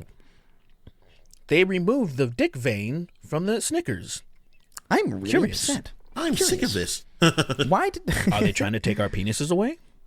Oh my! Idea, I love the that idea of him saying train that of for logic. real is It's like crazy. they're trying to. They've already started emasculating our candy by getting rid of the dick vein on Snickers to make it more what? Gender conforming? I don't know, but something's wrong, and the left is to blame. You know what's crazy? I stopped eating big Snickers as soon as someone made that comparison to me. Like, I stopped eating full-size Snickers as soon as someone brought that up to me. That's crazy. Like, the moment I was just like, I have to don't want this this day. anymore. I honestly think, actually, for real, I don't think I've ever had a Snickers. I think you think it, but I know you have had a Snicker before. Because I've been in houses you've had Snickers before. You've definitely had a Snicker before. I've seen you have Okay, one hold on a second. One thing for sure, I know that I have not had I know, Kingston, I know that I have not had a Snicker since I've lived in LA. I know that for sure. When I was younger, that's a bigger question because I don't know. Like, I was probably inhaling all sorts of candies and I don't remember. There was one time where I brought candy back from, like, when everyone was trick-or-treating, and I gave you a Snicker. I was like, here, do you want one? And you took it. I don't know if you ate it or not. I didn't take it. I'm pretty sure you did. No. Okay, so hold on. I take it, but I don't eat it. What I do, and I sincerely what I do, I don't know if this might be, I don't know, I should be probably committed because of this. But, like, if somebody offers me something that I don't want to eat, I have a tough time just, like, not accepting it. I don't know why. It's just like, I don't want to have that conversation. I understand. So I accept it. Even if it's like a candy or something, then I bring it in my room and then I open it and I look at it and then I, like, shove shit inside it. Like, like a penny. Or just like, or like a thumbtack, or like just you were random good up shit. until that point. It's just, I don't know, good like, up until that point, and then I just throw it away. I don't know. Autism. That is. It is. See, I thought you were gonna say like I accept things and throw it away, which I'm like that. I've done that too, but then you just went with like I accept things and I shove them in my pee hole. Yeah, I shove them in my pee. I go in there. I'm like, I roll the Snickers up into like. like a sounding fucking sound my fucking dick hole with it. Absolutely, dude. Yeah, I don't know. It sounds. You take the peanuts out. I want to say this isn't something I have a habit of doing. I've just done it at least 3 times, and I've noticed that I've done it. So it's like, oh, and you like seeing your dick swell because you can't piss out the peanuts. I like how fat my penis is and things in it. Yeah. Can you imagine, dude? Have you ever tried? I'm gonna try this. I'm gonna pinch my dick and then try to piss and see if my dick explodes. I can tell you 100% that shit hurts so bad. That shit hurts so bad. I've definitely peed and then tried to stop peeing before while peeing, and that shit hurts so bad. Dude, my actually muscles been pretty good. I've like I've been like I don't know if you ever had this happen before, like a sudden sharp pain from what I found out, because I always just accepted whatever. I accepted whatever, just some sharp pain in my abdomen, like sometimes. But I found out it's sometimes like gas trying to maneuver its way, and it feels like a sharp fucking. That's stab. what it usually is. It's just straight up gas most of the time. So like you might be pissing, and I've like I don't know how many times, but a handful of times this has happened to me where it was so sharp that I immediately stopped pissing. But I'm like good though. I'm like, yo, my fucking muscles like on point. Like whatever That's that you crazy. know whatever that muscle's called. Sometimes, this didn't even hurt. Sometimes I'll pee. Sometimes I'll pee, right? Sometimes I'll pee, and then I'll get like a shiver, and then I'll fall to my knees and keep pissing all over myself, and then it's it's a real problem. I don't know how to really navigate it. The idea of seeing that happen is great. That is such, because that should warrant an emotional response. But I would just be like, yo, what the fuck is wrong with you, dude? I thought it was normal. I'm like, yo, you fucking all right? I thought it was normal for the longest time. You know, like he just fucking falls to his knees and he's still pissing and crying. Yeah. It's you know you pee a little bit and then you shiver and then you fall. You lose your control of your knees and you fall and then you can't stop peeing because that's insane. So you just piss all over yourself and then you wipe yourself off with like wet wipes and then you're golden. It's like the same. It's like you just let it. It's like what you're not going to go to the doctor for everything. It's like when. You know, sometimes I wake up and I smell burnt toast, but there's no burnt toast. You know what I mean? Like, I'm not going to go to the doctor every time. Yeah, it's just because it might be the neighbor's toast. There was one time me and my friend were talking, and he was like, "You ever like come and like your knees just give out?" What? And I'm like, no. no. It's I've never quite come. He's like, I've definitely came in the shower and my knees completely gave out, and I was just like on the floor, like water rushing over him, just wondering who he is and what is he doing. All right, first of all, crazy. Does your friend share a shower with multiple people? No, it's just not a modern thing. Okay, not a modern thing. Okay. I mean, what? It's a shower. To me, there's like, it's a shower. No. Because people look at man. A lot of people don't do a good job washing down the jellyfish, bro. You gotta be careful with that. The jellyfish. Washing down the jellyfish. Yeah, your cum shot. It's a nice way of saying cum shot. That's they'll fucking jizz on the floor and not fucking heinous. Wash it down. Jellyfish. Wow, that made me so deeply, viscerally upset. Let's move on. See, now you have a better understanding of why. Yeah. Hey, you want a jelly buddy, lady? And you not fucking be a fucking monster. Come on, I don't. And then not fucking rinse it away because you think, oh, the fucking water is gonna take care of it, and I'm like, bro, that's not good enough. I don't come in the shower. What happens if you rinse it away, and then you months later you hear Papa coming from in the drain? What do you do then, huh? What do you do then, huh? What's you next? fucking put a snake down that drain and fucking clear it out. Papa, that's when you just get a bunch of bleach. I'm putting CLR, bleach. I'm putting fucking you'll do whatever Drano, you want. like battery acid, everything. I'm mixing shit and I'm pouring it down there. You have fun doing that. I'm gonna go talk to moving. Ahmed and get a pipe bomb. I'm doing everything I gotta do. Papa, I'm moving immediately. Like, huh? I'm leaving. I'm like, listen, this is your problem now. Residents. I'm not dealing with shower children. Papa, I mean, how did you learn how to talk with me fucking singing? Is that it? Me singing in the shower and you learned how to talk? That's crazy. I just can't. Did I impregnate? Yeah, that's a good. That's the first question. Actually, some fucking random egg just sitting down there. Down there. I can't. I don't come in the shower at all. So that's never a problem. It's just not a good idea. It's just not. I've lived with a lot of people, at some point, big family and stuff, and there was like rules because people are fucking filthy, man. They just don't clean up after themselves well. So, of course, if they're busting in the shower, they're not going to clean up after themselves either. And nobody wants to fucking they're about to take a shower, and then all of a sudden you like slip and then you fall in some cum or something. That's a fucking nightmare scenario. Or maybe some people like it. Maybe like, oh, leftovers, and they just fucking go to town. I don't know. You'll never know. I just feel like that's not my bag. It's not my bag, man. I don't know how y'all live. Papa.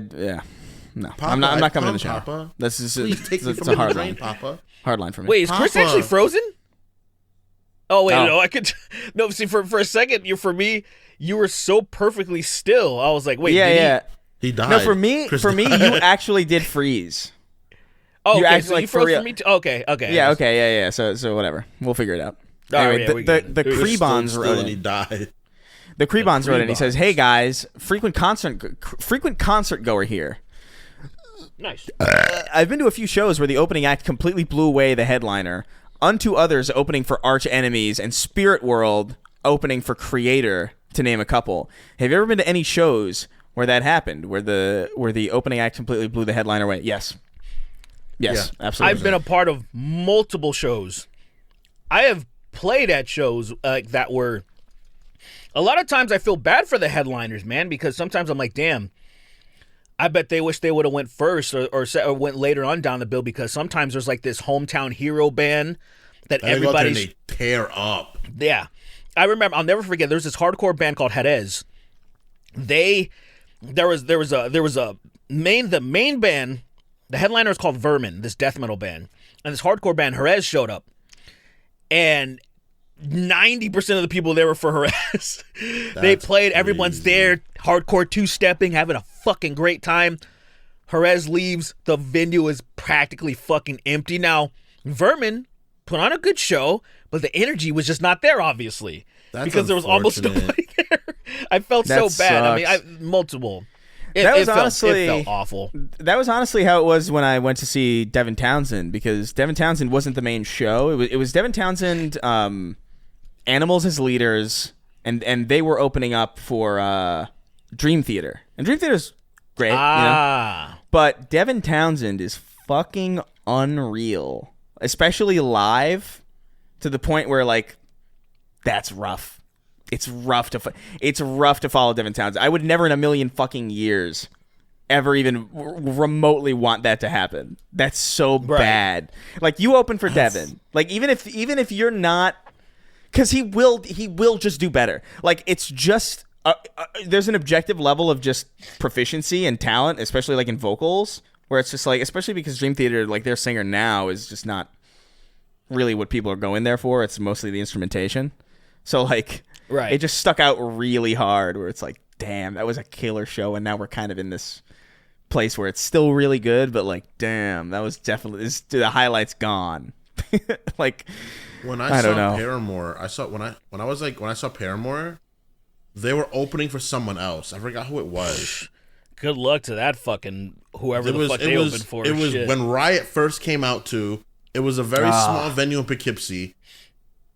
It was like it was the time to be a Paramore fan. And one of my friends, Dredge, was like, "Can you please come with me?" And I was like, "I don't really want to go see this fucking red-haired girl like sing." Crazy. Like what? I was so like not into it. That's crazy, man. And then I went and I was like, "Holy shit! I love her." I was the ape looking at fire and like putting its hands at it and be like, "I want this power." But Haley killed it. The drummer and the freaking lead guitarist, or the bass. He was a bass player, right? Because she played guitar. Was he a bass player?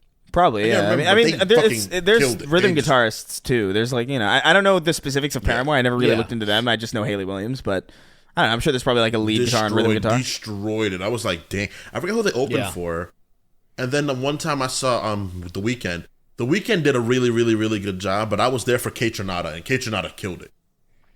Yeah. Oh, okay, I see. Yeah, that happens. That there's a lot of The times. The Weeknd's also insane. Like he's an unbelievable performer in person. What do you call them? The wild. Dark horse, like the dark horse of anything, where you're like, this is who everybody's kind of coming for. When it's a lot of times, I always say, I'm like, bro, you got to put this specific app. You got to give them the main billing because it's going to keep the venue full, which means people are going to buy more stuff. People are going to stay for everybody because that happens so often where I've seen the Dillinger Escape Plan multiple times. They're not around anymore, but they're not everyone's cup of tea because a lot of their music's really chaotic, but they have like maybe out of all the albums they released, they maybe have like 10 tracks that I feel like most people could consume as kind of like an alternative rock thing, and it's not all chaotic and screaming and shit. But their shows are always... I've never seen anyone put on a better show to them. They're insane to the point they're doing things that they clearly shouldn't be doing, like climbing fucking... Greg, the vocalist, he climbed the fucking monitors. No, these were the speakers, actually. They weren't the monitors. He climbed the speakers that were on the House of Blues in Anaheim. He climbed them to the second balcony, which he easily could have slipped and killed himself. And it was one of those things that clearly you can't do that. And he's just like, no, I'm going to do that and start singing up in the balcony. And I'm like, I can't believe he just, with no harness, no nothing, just like, oh, I'm just going to climb this and literally have like probably anyone who has any sort of investment in their shitting their pants like, oh, this guy's going to die and then we're going to have to shut down. But it's just wild stuff. And I don't remember the other performances of other bands because it doesn't even matter if the music's better. It's just like this performance was, and I'm like, fuck, man. But yeah, some people get blinded by it, man. Like some people start performing and it just go insane. I love it. That's why you just watch them and you're like, yo, this guy's gonna die. I don't want to be here for this part. I like a lot of shitty music, or not shitty music that doesn't take. It's easy to play because people can go harder in the paint. So when you have like bands like a Dream Theater or Animals as Leaders, they're so technical, they can't go crazy. Right? I'm really impressed. I'm having a good time. For sure. Everyone's kind of standing around nodding their heads, but you know why? Like they can't be running around. They can't be running around doing crazy shit. It's why stuff like the Ramones, like Ramones style kind of stuff. I think it's why honestly Green Day is so successful. Actually, it's like all their songs are so simple to play, and they just run around the fucking stage. Like and it's fucking awesome. Punk is the best genre. Punk is the best for that specifically. Punk shows are so fucking fun for that specific reason. Just the energy. And Haley Haley is a hardcore kid. And so when you watch her on stage, even when she's fucking playing some of the softer shit, a lot of times you'll see her do what a lot of hardcore kids do in a pit. She'll be doing the two-stepping thing. Her energy is great. Her energy is fan-fucking-tastic. She's a great performer, bro. I would like. I never saw her because I was way younger. So it was like maybe like. We gotta go. Maybe we gotta go see Paramore. Maybe 2007. We should. Maybe I'd be totally down to see maybe Paramore. 06. And that was a long that's I was fucking like forever ago. And you know I what? was like maybe I actually 13, you know what? 14. I actually like that fucking After Laughter record quite a bit. That poppy one that they put out. Look, I like it a lot. Very fun. It's good, It's a fun but I record. still stand by that's the Haley Williams experience. I still That's stand fine. by That's that. totally fine. That's Where totally it's fair. not- Yeah, it's not I'm just Paramore. not Paramore. That new album's pretty good. I haven't heard all of it, but I've heard like some of the songs off of that new. It had like It's the more news on it? Paramore. It's like very early Paramore. I just want like No, it's when not. you know how Fall Out Boy came back with that one song. You don't think it's good? My love from No, I think it's good. I know what you're talking about, Derek. You know that new that. You don't think it's early Paramore? I don't think it's early Paramore at all. The new Paramore record is I good. think It's not early Paramore. Listen to early No, Paramore. You no. sound insane. You sound insane saying that. It's like it's Early Paramore, they're it's not pop screaming punk, in it. man. Early Paramore, they're screaming in it, like actually, like fucking like screamo type shit. It's nuts. really. Yeah, I feel like I listened to their whole discography. They might early have Paramore. EPs I've never heard. I guess then. Yeah, it's like I don't you're talking. EPs know. I've never heard. I don't have I don't anything specifically in my head where I hear screaming, but I've never heard them scream once. I specifically remember like a track that I listened to from Paramore. I was like, "This is nuts. That this is Paramore. This does not sound like Paramore at all." And it was like Because they made a gospel song, you know, like I don't remember them screaming ever. yeah, but it's like Devin Townsend I doing. would say- yeah, but it's like Devin Townsend doing like Disney opera and then fucking doing like fucking metal shit. Where it's like, oh well, I guess people just do whatever. try to find that track because I let me may see. have because Ain't it come? yeah. Ain't it come? Now we're all just balls of cum. Ain't it come? Yeah. I fucking love that The song. self-titled album was all right. I liked some of the Paramore's 2010, right? but that was when that was 2013. The self-titled.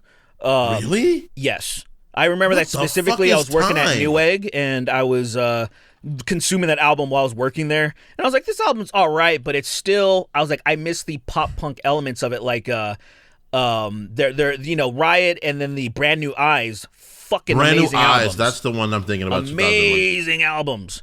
Those are just fucking incredible albums. Where that music never. It's the same thing. Like say, new metal is making a quote unquote comeback. But the thing is, if you ever gone to the shows, they're always sold out. So it's always like, say, a vibe within the mainstream where they just kick this shit out and saying that it's over. But I'm like, you have these festivals of when we were young are sold out fucking almost a year in advance. This shit never died out. It's just they kick it out of the fucking airwaves. And Paramore so my came point out being, when I was already out of high school, I feel like I was right, 2013, right? Maybe those songs came out before the album was released. Which one are you that talking has about? to be what it is. What are you talking about? Because like, Ain't It Fun? I was in high school hearing that song. I know it. There's no when way. did you graduate high school? 2012. Well, it might have been. So a lot of times singles come out before the album drops. Yeah, So it's and then possible. Still Into You. There's no, Well, like, Still there's Into no You way is those old as songs shit. came That's out. 09. That's 09. Huh? Still Into You. Oh, you're Isn't- talking about from the same album. From the same album. This is in No. Paramore. Okay, the Last Still Hope's Into in You, Ain't It Paramore as Fun? well. Yeah, that's from the same album. Proof is definitely. I heard. It might have just. So- it might have just came out. It might have just. They might have just releasing Or your songs brain is all, beforehand. dude. It was a long time ago. That was 10 years ago. You could have been like fucking everything's mashing together. I do this shit all the time, So, but it's close Crazy. enough.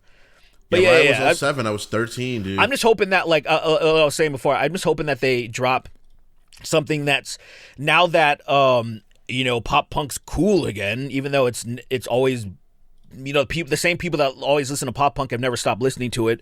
That they drop another pop punk record. That's why I really like that singles from the album that Fall Out Boy just dropped. Because I was like, oh, this is like 07 Fall Out Boy. I hate pop. I like pop punk. I really hate pop rock. I really hate it. I hate that era of time. I hated living through that era of time. But if I get more Paramore, I'm okay with it. I like all of it, man. I can't find it. Good Charlotte. I'm like skimming I hated through. the people. I hated the people that loved it. I hated the fucking area I was at when it was happening. I hated the radio station. I just hated it so much.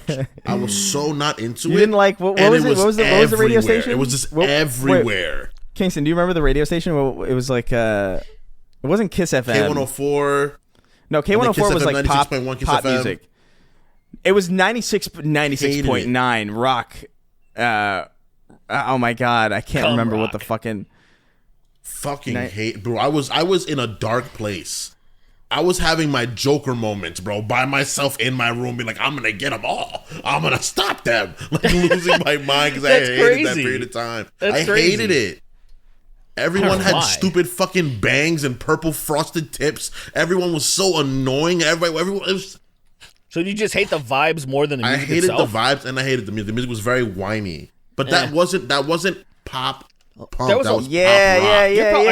Are you thinking of more like screamo? It's more emo. Yeah, you're thinking of more like, say, Taking Back Sunday, Hawthorne Heights. But they were all so mashed together in that area of time. And that period of time, they were just the same. You couldn't get one without the other. No, I get it. Like, there was, like, say... You definitely could. I remember my it was really hard to at that time. It was super easy for me because I was not into I wasn't into that screamo shit either, and it was very easy for me to like, oh, that's okay. Well, that's not.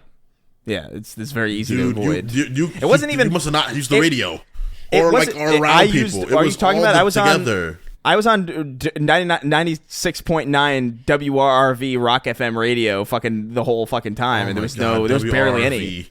There was barely any. I remember hearing that shit too, and just being like, I just want to listen to rap music. I just want rap music. That's all. You weren't getting a rap station on New York. A lot of the rock stations, you're right though. A lot of the rock stations didn't stoop to the screamo. They didn't really play a lot of it. There was Simple Plan and fucking My Chemical Romance was like all they would play. That was the most. That was the closest you got. I've heard all of it. I would hear fucking all of it. It was just all. I don't know how you heard any of that because we grew up in the same fucking area. You were hanging out with some interesting people. Yeah, you just. You were hanging out with some interesting people. You did not hear that on the radio because it just was not on the radio where we grew up. I swear to God, dude. Kingston, I promise FM, you. It'd be on 96.1. No, 96.1 did. I swear this. All right. Chris, I swear you would everybody listening to the Evanescence, show. You would hear fucking Evanescence all of it. It would screamo.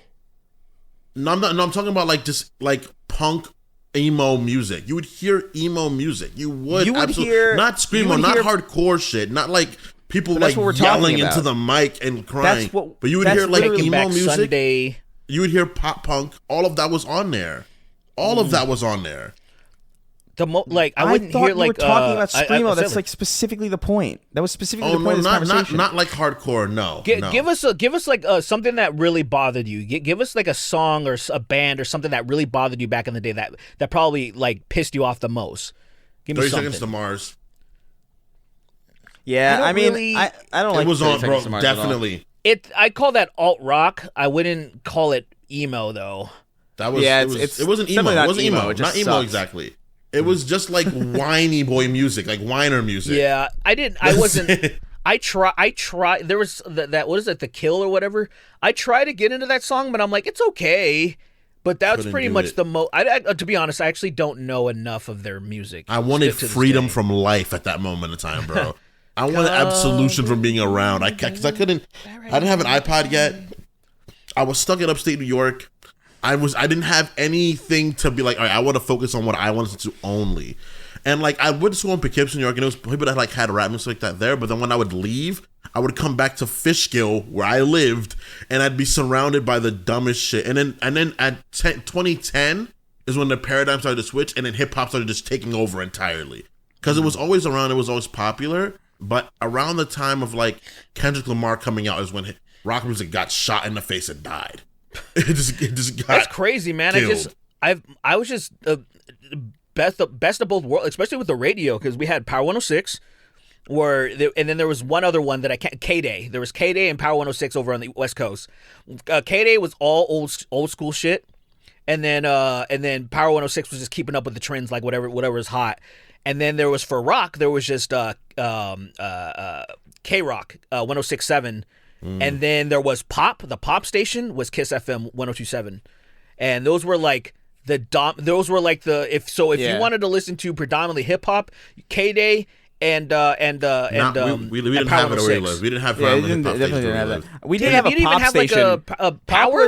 Pop was in the city. In the city, there are. Yeah, it was predominantly hip hop. Yeah, but like where we were, like far more north, it was like you had pop on like K104, but like that was it basically. And then I don't know, it was really dire up there. I hated the radio because I hated being alive, because even on the rock stations, they would always play the same fucking like it was always like, okay, Everlong by the Foo Fighters. It's like, okay, fair, I guess. And then they'd be like, and then they would be like, oh my god, what else? Oh my god, Imagine Dragons. Like Evanescence. It was Imagine Dragons a lot too, and I remember being like, the second it was Imagine Dragons, often I was like, I had a car with, I didn't have an auxiliary cord in it. I had a 2004 or like 2003 Toyota Corolla Silver, and it had a CD, right, where I would burn all my music onto CDs, and I had like a little disc sleeve, and I would put them in, or I had this tape deck thing where like it would be a tape deck with like a wire, and that would act as like an aux cable. And it was the radio got so fucking the same, where it was just, one of these days, and I'm like, oh man, I can't. I gotta go to Best Buy and spend my menial fucking income on this tape deck that, by the way, had like a shelf life of like a couple months. That thing broke. I bought 8 of those over the course. I bought 8 of those over the course because like the tape would wear out or something, or like I don't know, like it just probably wasn't built to withstand the heat. Giving up, the idea of a human just giving up the fight and just being like, I gotta do this. I have to spend this money because I cannot be subject. I cannot be subject to these fucking look, dude. I like the Foo Fighters, but like not every day, all the time. Not that much. God, Christ. Even the rock station I listen to now, it's very similar. All Foo Fighters. Little Nirvana, little Disturbed, a little bit. It's just like, the weird thing is there's bands that are so fucking huge that they just never play. Or like I think last time we talked, they said they played Ramones, but I'm like, what about fucking Misfits? Like every band that is on this radio station that's playing are giant fans of Misfits. They probably even have the fucking Fiend skull tattooed on them or some shit. Well, Misfits, and they just act like they don't exist. Well, it is wild how erased Misfits is from like, because Misfits is like, they're like Nas in the sense that like this is like this is like, you know what I mean when I say that, where it's like Misfits are rock fans. That's their music. Everybody who makes music in this industry, who's like really big in this genre, loves this band. Like everybody completely loves the Misfits, and they do like, dude. One of they play Metallica all the time. Metallica, one of their favorite bands. All of them, it consensusly are like, oh, Misfits, we fucking love them, to the point where they covered Last Caress, and even in their most famous fucking show, their Seattle '89 show, their Seattle or '93 or whatever it is, whatever day it was, they had that famous Seattle show. That live show, that DVD, and of course they played it live because of how important it was to them musically, and I don't fucking get who controls these playlists. I really would like to know how they put them together, because they just miss out on. I kind of had a curiosity about like doing radio stuff when I was like really young, because I thought it would be like really fun. And I just never did. There was a radio club in school too, but like I was just like, I don't like any of these people. I can't. I was so fucking antisocial. It's insane. Yeah, but I would love to do it now. I would love to do it. I would totally love to do it. If we could actually like host a radio show and just like have songs that we like playing on it, and then like, dude, we'll just like shoot the shit, and then like in between, radio. We are affiliated with iHeart. That's true. Well, I mean, it would just be more about the format. We should actually just for shits and giggles do like an hour, like record like an hour edit of audio where it's just like songs that we like faded interstitially. Like we won't do it live, I guess, because like that's a lot of whatever. Right. That's a lot of time. But like the idea of like almost making it sound like we have a radio station. You know what I mean? Where like I we would think have that'd be these. cool shit. I think that'd be cool. That would be fun. And just have like and an hour of just it. in jungle. Like I honestly, I'm not even joking. I think that would be super like, especially if the conversations in between the songs are were ridiculous. completely out of pocket like they are here. It's like I like it. There's actually there's a radio station called The Mountain here, and they do the morning show. It's called The Woody Show, and they're just fat, disgusting. They're basically us. They're just gross people like saying dumb shit and I was like, oh, I really like these guys because they're like, oh yeah like who I don't they did a segment that I wouldn't even do where they're like, oh, guess whose fart this is, and like people were pissed off, but then there was other people that were like, this was so stupid that I couldn't stop laughing. I was one of those people. I'm fucking in line to get my Panda Express, and I'm laughing at how absurd. Like, I can't believe there's these people are old. They're like probably in their 40s or something, and they're like, "Hey guys, could you do me a favor? Could you record your farts and then we'll play a game and make the people win prizes?" And I'm like, "Are you guys 7? Are you guys 7 years old?" But that's what made it funny to me. Like they're just like, they're like, "Oh, we know people are gonna hate this, so we're gonna do it." Anyway, point being, I would just love to.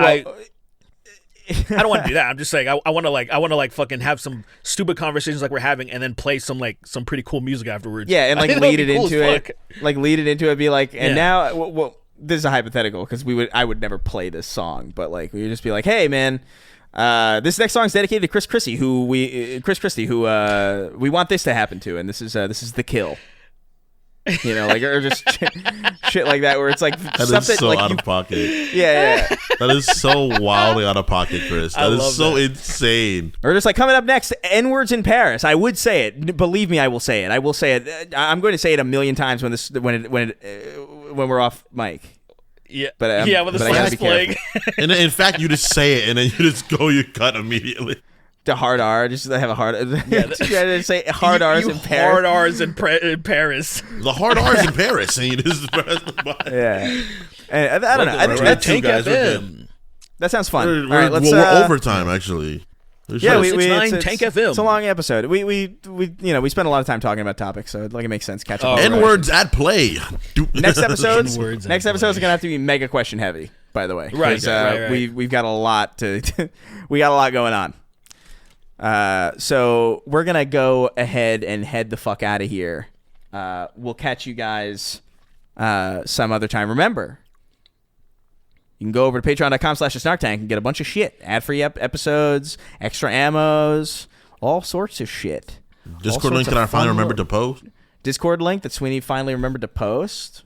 He finally stooped out of his fucking fugue state and remembered that he had a responsibility. So now that's up. Anyway, we're gonna read our $25 and up patrons now, as we always do, and this is least favorite part of the show. Hate this. Gay unit. You're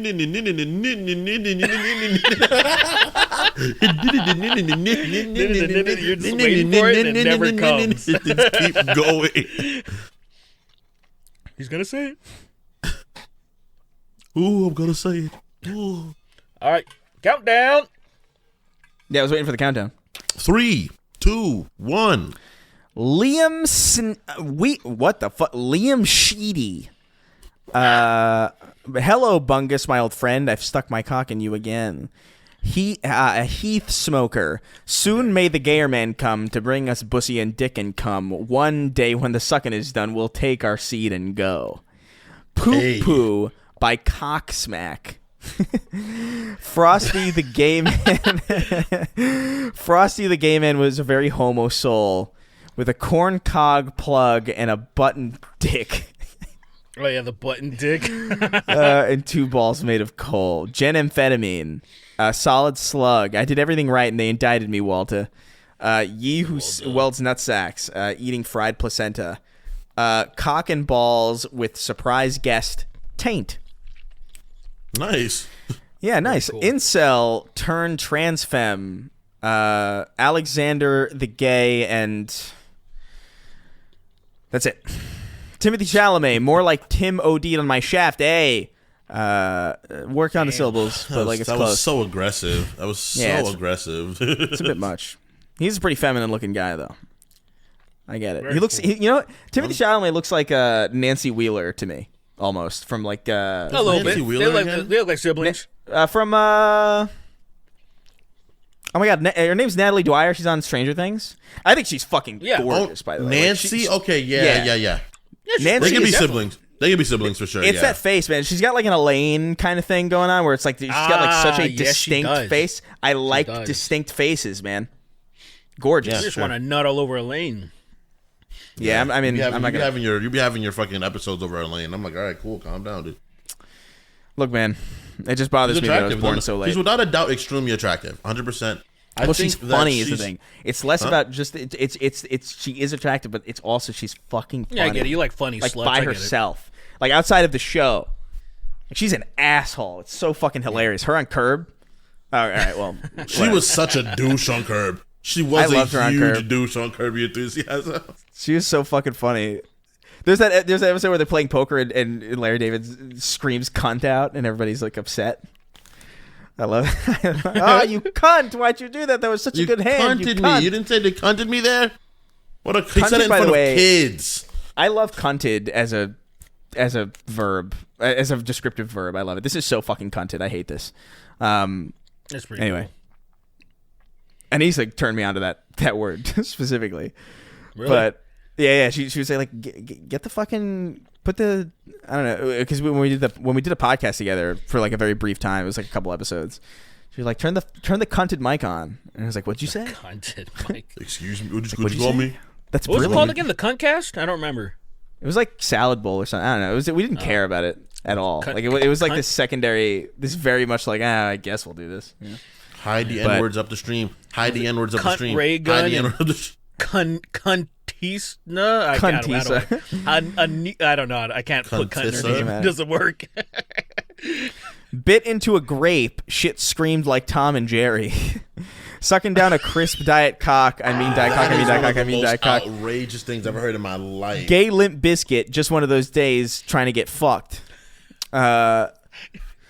Yo, you know that Tom and Jerry scream? Sorry. I'm going to start, like, I want to make the heaviest song possible, and it's going to start off with that scream, and then just start, like, holy shit. And then just, like, really heavy chugging, like. There was a scream. I don't know if he's either dying or being reborn. I don't know if it's a Tom and Jerry scream. I don't know if it's a Tom and Jerry scream, but there was a scream that used to be in a lot of Machinima videos that I want to find again, and I've not heard it in a really long time, but it's a really nostalgic scream. It might be Tom and Jerry, maybe that might be the source, but it was like I gotta hear like the way he sounds. It was like, you know what I mean? Do you know what I mean? Do you know what I'm talking about? I fucking cannot find that scream. Is it a Tom scream? Yeah. I don't know. I've never heard it in the context of wait. What if you're giving a girl some dick, right? Giving a girl some dick, and then right as she comes, she Wilhelm screams. Like right as she got, she's a Wilhelm scream. Ah! I can't even. That would that's not immediately acceptable. make me go soft. I would get hard immediately again. go soft. I'd be like, whoa. I hate pussy. that shit so much. You would grow a pussy. Yeah, I would probably immediately punch her. Probably punch her in the back of the head. Your song has revitalized me. Bitch. All right. Oh man. Okay. Throw your cum in the air and spray it like you just don't care. If you like taking balls and all that gay shit, everybody. John, Killers of the Flower Moon, 8 out of 10. Guido, the 4th. I listened to every episode of the Snark Tank podcast, and all I got with this lousy dick. Mitch, I'm a fill you. What? Nice. All I want is man pussy. Girls, beat it. You ain't gonna make me nut. Just leave. That's "Fill You" by C and M, but I know that that's "Kill You." But like, I'm trying to find the. Which I'm a "Feel You." All I want is and nothing like else that. After that works. Nothing like none of it doesn't work with the syllables at all. You don't want a nut in me. That's how I talk to Lily. Like, get out of here, Lily. We need boys, Lily. Only boys. Yeah. You're a girl, Lily. I'm not looking for you. I'm looking for boys. Straight male genitals in my face. I went to the Goodwill today, and they had a Ford hat, And I was like, I was about to buy it, but I was like, nah, I need to say F-150 on it, dude. It just doesn't. Yeah, Ford good by enough itself. For it just to say Ford. Yeah, no, I can't. No fucking way, bro. No fucking way. And I was like, that can be anything. Bitch, I'ma feel you. Bitch, I'ma feel you. I love that song. I listen to every. Bitch, I'ma kill you. Hassan Piker calls you a homophobic slur for $10,000 to charity. Stop with the Britain slander. It already sucks here. Listening to Sweeney makes me consider racism. The reason JFK's head exploded is Chris invisibly face fucked him. That's fucking insane. If the Invisible Man fucked your face to the point where it exploded, that's nuts. Popped. He put his flaccid dick in your nostril, and it got hard, and your head blew up. Yeah. The idea. I said that to JoJo the other day, and she immediately was like, "That's a Sweeney line. That's a Sweeney line." I was like, "It's fucking embedded, dude." That is your move. That's not even a Sweeney line. We improv that on the show, I think. No, we did it before. We talked about it before. I said it in the house, and we were just laughing at it for hours. Oh, did you? Because I remember there is a Perry. One of our friends. What is that? There's an animated of you saying Perry Hall. Perry Hall animated it. Okay. But yeah, I remember that specifically. The idea of doing that is so deranged, dude. Well, our thing specifically. Pocket. I don't think that was you that said it, but we can go back and think about it a little bit because I've been thinking about that exact thing since like the 7th grade. Because I just think that's so fucking hilarious. I thought I said it in the house, but I could be wrong. I remember it specifically. It's been in my head for a really long time because it's just such an it's just so weird of an idea. Because the idea initially was like you'd stick your dick in somebody's nostril, get hard, then like pull it out, and then their nostril would be like big and flappy forever, blown out. And I just think, what the fuck, dude? Dude, what the fuck? I don't know. Whatever. What the fuck, dude? Baller of the First Sin, There Goes My Homo, Watching As She Blows, Gape with Aid of the Machine, 2 episodes remaining, Be Afraid, Ancient Time-Traveling Voodoo Shaman pouring an extra bucket of cum into the hole of JFK's skull, parentheses, it heals him. Jolly Old Dipshit, guys, my name is Butts, my name is Goo, my name is Gawka Slim Gady. Oh, stupid. Hi, my name is Slim Gay. Oh man. Hi, my Penis name is Penis Man 5. There's already a gay version of that song. This is a good one. Penis Man 5. Penis Man versus Lord Sex Man. Dawn of Jizzthis. So we got a good little showdown between these two. I forgot about Penis Man and Lord Sex Man. I'm gonna get like Gay Snyder or something. Yeah. Zach, yeah, why not? The least creative. Yeah, just Gay Snyder. Well, he I couldn't think of anything better. I love the idea of Penis Man showing up to every fight like a jet engine, and he lands. The director, Zack Snyder, Gay. He turns on and fights you. It's your words. Sorry, Gay. That is so fucking ridiculous. Johnny Silvercock. So Cypher Graph. My girlfriend used my foreskin as a sleeping bag. Lameo active. I'm fucking stuck. Can't feel my bones. I have a rare syndrome. Welcome to the Tard Age. See, that's what we were talking about. We were talking about crippled parodies. It doesn't work. It doesn't work as well. Yeah. Just doesn't Somebody got that gave us the push. pass. I can't remember who it was. I think somebody messaged us and said like, "Hey, I'm all fucked up. It'd be cool if you did it." It doesn't matter, man. Like I can't remember where I saw it, but that doesn't mean it's all right. We got the pass from simply knowing Donnie. So like we're set. That's true. That's true. Yeah, we're gonna use his name in vain constantly in defense of ourselves. Yeah, whenever we make a crippled joke, like 100%. Donnie would love this. All right. We are the champions. I've gaped my dudes, guy after guy. I had my ass penetrated 5 times. I ate a big penis. I ate a few. Yeah, they call me the squad. They call my squad the Goonies because we all have public indecency charges. Gay Eminem cover of Till I Collapse, Till I Prolapse. He's fucking my gat as long as I'm feeling him. We talked about this last time. I hate how there's gat. So many M&Ms. Yeah, there's so many M&Ms. Well, it is tempting because there is so much. there's so much opportunity for like disrespectful rhymes in a very short amount of time. I think that's what it is. It's like there's a lot of, because Eminem does a lot of like double entendres and stuff and like really quick like rhyming in sentences. It's like within the same line. It's a lot easier to get it across in like a Patreon line. Or figure it out like what it is, true. As opposed to like a lot of other songs where it's like you have to get a whole fucking stanza out before you even understand what the fuck you're talking about. I also think it's that our fucking white audience don't listen to black music. White. Well, they're not allowed to listen to black music because they can't sing along. That's true. I mean, you can totally listen to it. That is sincerely a theory of mine. Like, I sincerely think where somebody was singing along. It's like, man, I really like this.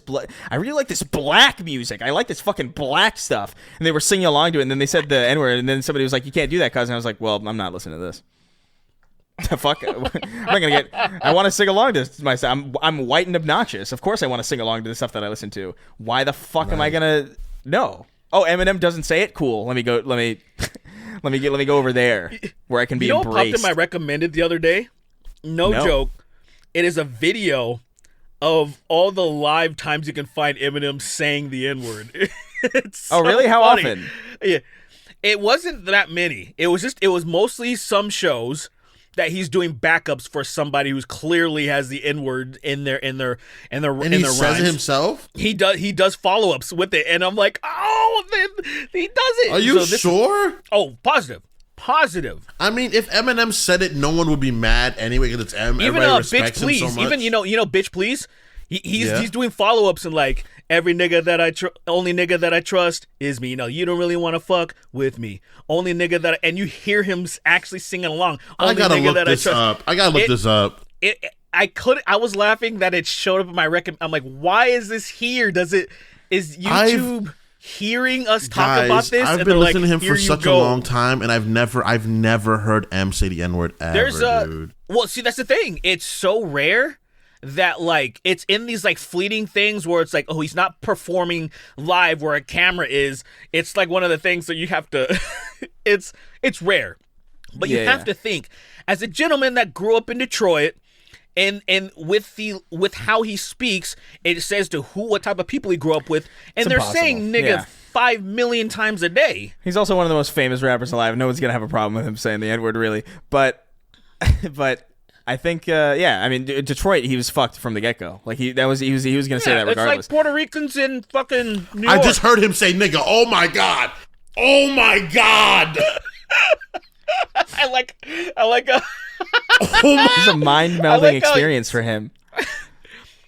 Bro, I've been a fan of M since like 2000, and I've never heard him say nigga once. But also granted, this is before his LPs probably came out. Like, this is very old, him saying right now. Like, it's him. It's him. This is before Hoostum Shady came out, like when he just said it just now in this video. That's probably around like fucking biterphobia time. That's like a while ago, man. There's some things, like said, the Bitch Please is on his own album, Marshall Mathers LP. So there is.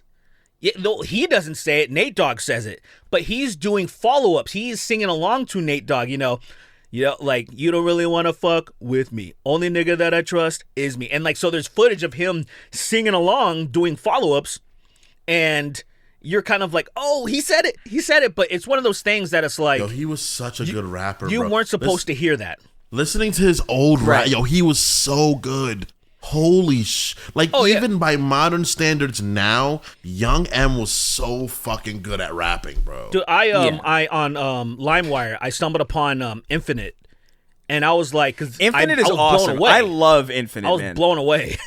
I know that whole fucking song. Is such a good, like, as a talent of hip hop ability. Even now, he just raps too fast. People don't really give a fuck about what he's saying, and he isn't talking about anything. But like, back then, he would rap so, like, I never thought he was better than Nas. People argue that. I think that's stupid to argue he was better than Nas ever. Is insane. But I think he's such a talent rapping. Like, just giving him words to rap about and letting him just go, he is just a gifted being. Yeah, he's just boring now. Like, I was just thinking about today, the love the way you lie. And there's a line that he says, and I can't remember the whole line, but I just remember he says, I guess that's why they call it window pane. And he's talking about something. Oh, yeah. And I just remember being like, that is the gayest. Like that is. I feel like that is when Eminem died. What it feels like. But right now, it's still pipe in my windpipe. I fucking hate that song. So he got healthy and he got better. And it got boring. It got boring, but not even boring in the sense that like. But look, I'm gonna say, and I'm gonna say, and then Chris, we're gonna let you go because it's getting long. But look, it's a bad excuse only because I will say I listened to Metallica's new album a couple of times. The first time I heard it, I was like, oh, that's kind of boring, whatever. But I heard it again, and then again, and I was like, James Hetfield is sober as fuck now. You would think it would be like this guy would suck dick. His lyrics are still there. Everything is on point, actually. Like, if you listen to the song 72 Seasons, I was like, all right, what's wrong with you, Eminem? You have old-ass James Hetfield who fucking was a piece of shit drunk motherfucker back in the day. Yeah. And what bothers me about... What is going on, man? What bothers me most about Eminem is that, like, I've listened to, I think, pretty much everything. I've even listened to, like, some of the more modern stuff. And, like, as you go through all of them, it's like...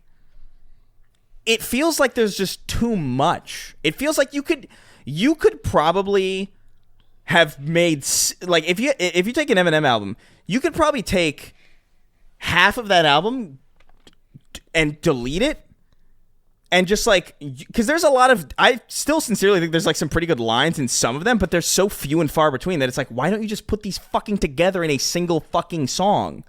Like, there's some of them that are good. You're just wasting people's time with a bunch of fluff in the middle. He has a assembly problem where he just can't assemble a good record. Like, he just doesn't know how to do it anymore. I think he's technically really like, dude, Infinite is so fucking good. Infinite's not that good of an assembled record. It's a good. It's no. I'm not talking about record. I'm talking about as a song. Like, I love that song. Like, sincerely. You heard of hell? Well, I was sent from it. I went to it serving the sentence for murdering instruments. It's fucking cool, dude. Like, it's like, and it's all like well done, and like, I know that whole song by fucking heart, man. I love that song, but I can't think of a modern Eminem song that I know by heart. He also stopped rapping alongside thugs. Another thing, he's stopped hanging out with thugs, bro. Yeah.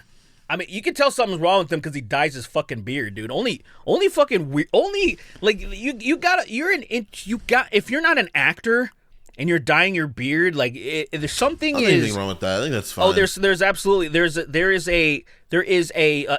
is on the same level as Ron DeSantis's heels. There is a thing about it, like, just not aging gracefully. When Eminem is not fucking some, like, it's not like he had a gray beard when he was fucking 40 or something and you want to kind of like put a little color in it, where it's just like, it's just bizarre. He's not a fucking actor, just age, dude. What the fuck are you doing? Like, it says a lot about his self-esteem. Simulator of data eliminator. There's never been a greater since the burial of Jesus. Hearing him rap, fuck around and catch all the venereal diseases. You were like one of the stereo to pieces.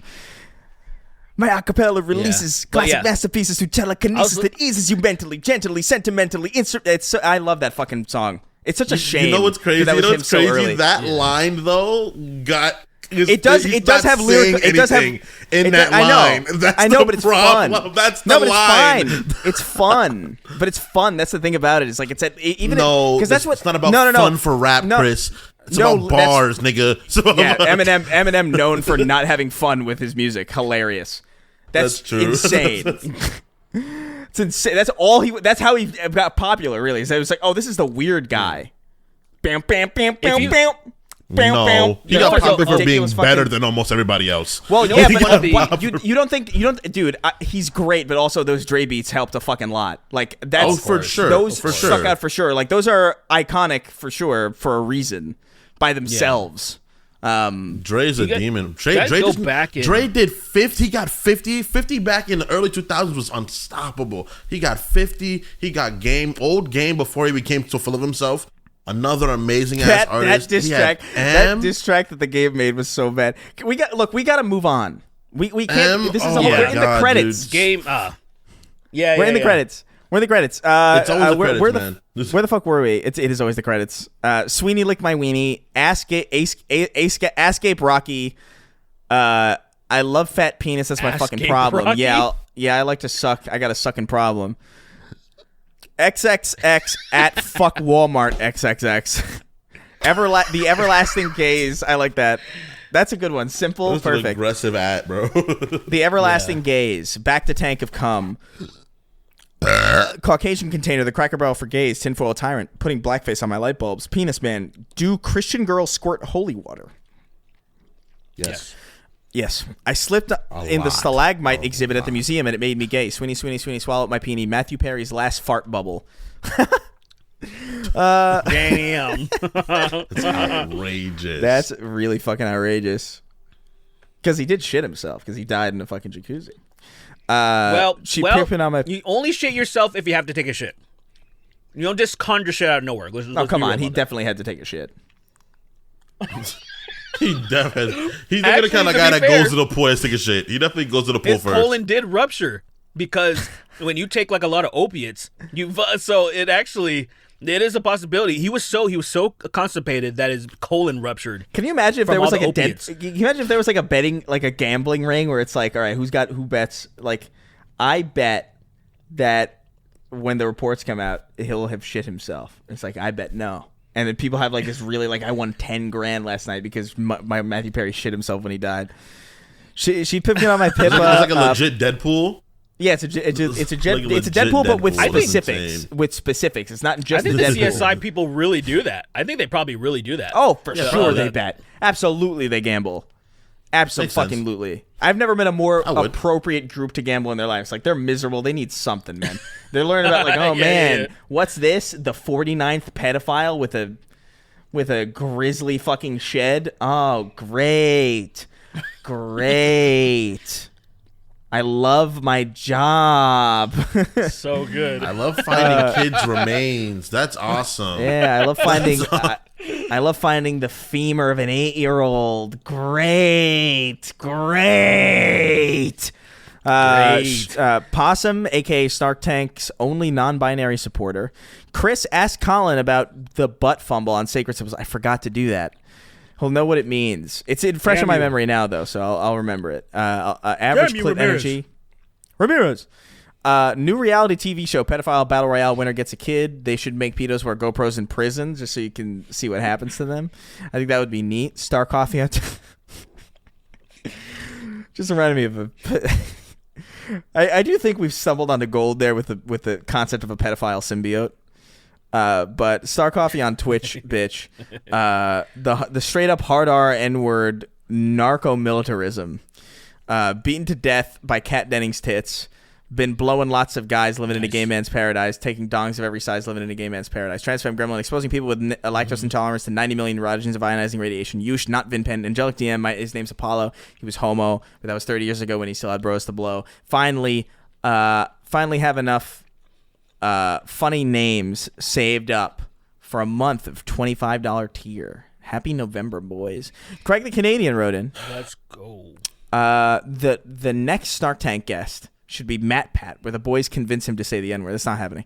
It's your boy Shawnee D. My penis length is so long, it makes you say, "Oh my lord, thank you for fucking me in the butt with a real rough BBC." Daily Wire presents Matt Walsh's "What Is a Black." I wouldn't even be fucking surprised. That would not surprise me at all. It's like, what is black? He puts on his fucking woolly beard. What is black? He's fucking actually chinless. I can't believe that guy. It is crazy. Totally. He doesn't have a chin. You try to knock him out and you just miss. You just like just not connect. Bro looks like bro's got that. And you miss. There's gonna be like maybe 3 people. Hyperextend your fucking arm. You're like. There's gonna be like probably 3 people max in the audience who get this, but he's got Matt Walsh has like Sir Daniel Fortescue head composition, man. There's no jaw to speak of at all. It's embarrassing. If I were Matt Walsh, I would turn my car on in the garage and fall asleep. But but that's just me. That's just me. That's just me personally. I'm not saying to do anything. You know, I'm just saying like if that were me, I could never. It's a nice way to to have an infinite never nap. be like you. I could never wake up as Matt Walsh and walk out the door and let the sun see me. That's crazy. Ben and Jerry's Funky Monkey. The proud owner of a 12-gauge silly straw. Dr. Robotnik's mean sween machine. Dracula Flow. Got that Pinocchio dick. Tell my bitch I'm faithful. The fucker like I meant it. 3XO letting people know that One Piece has a better story than Halo. I got a piece so bad. Yeah, well, fuck. You went on a fucking Eminem tirade. Piss on the wall. Yeah, piss on the wall like a man. Slurping, stroking, smoking, joking. Emoticons going like this. Morning Alec, Keith David, homeless drip MH, one of our homeless. Go and YouTube search Spider-Man 3 fart jump. Everybody's seen this. Obi won't you blow me? Blue eyes white cum stain. How lucky can one guy be? I sucked him, and he then fucked me. He fucked me. A pizza guy accidentally at Chris Hansen's house. Oh, God. I came ants. They're crawling in my balls. Gay piece. Fucking police. Coming hard as I thrust and pound. Abby. Chris Queer Cum. Tom Gainey. Nice. And some F-slur guy. Damn. Lady Gaga Judas tune. Oh, whoa, I'm in love with a penis. Penis. Yeah, okay. Wage Slave 583. Do penis Rotzi.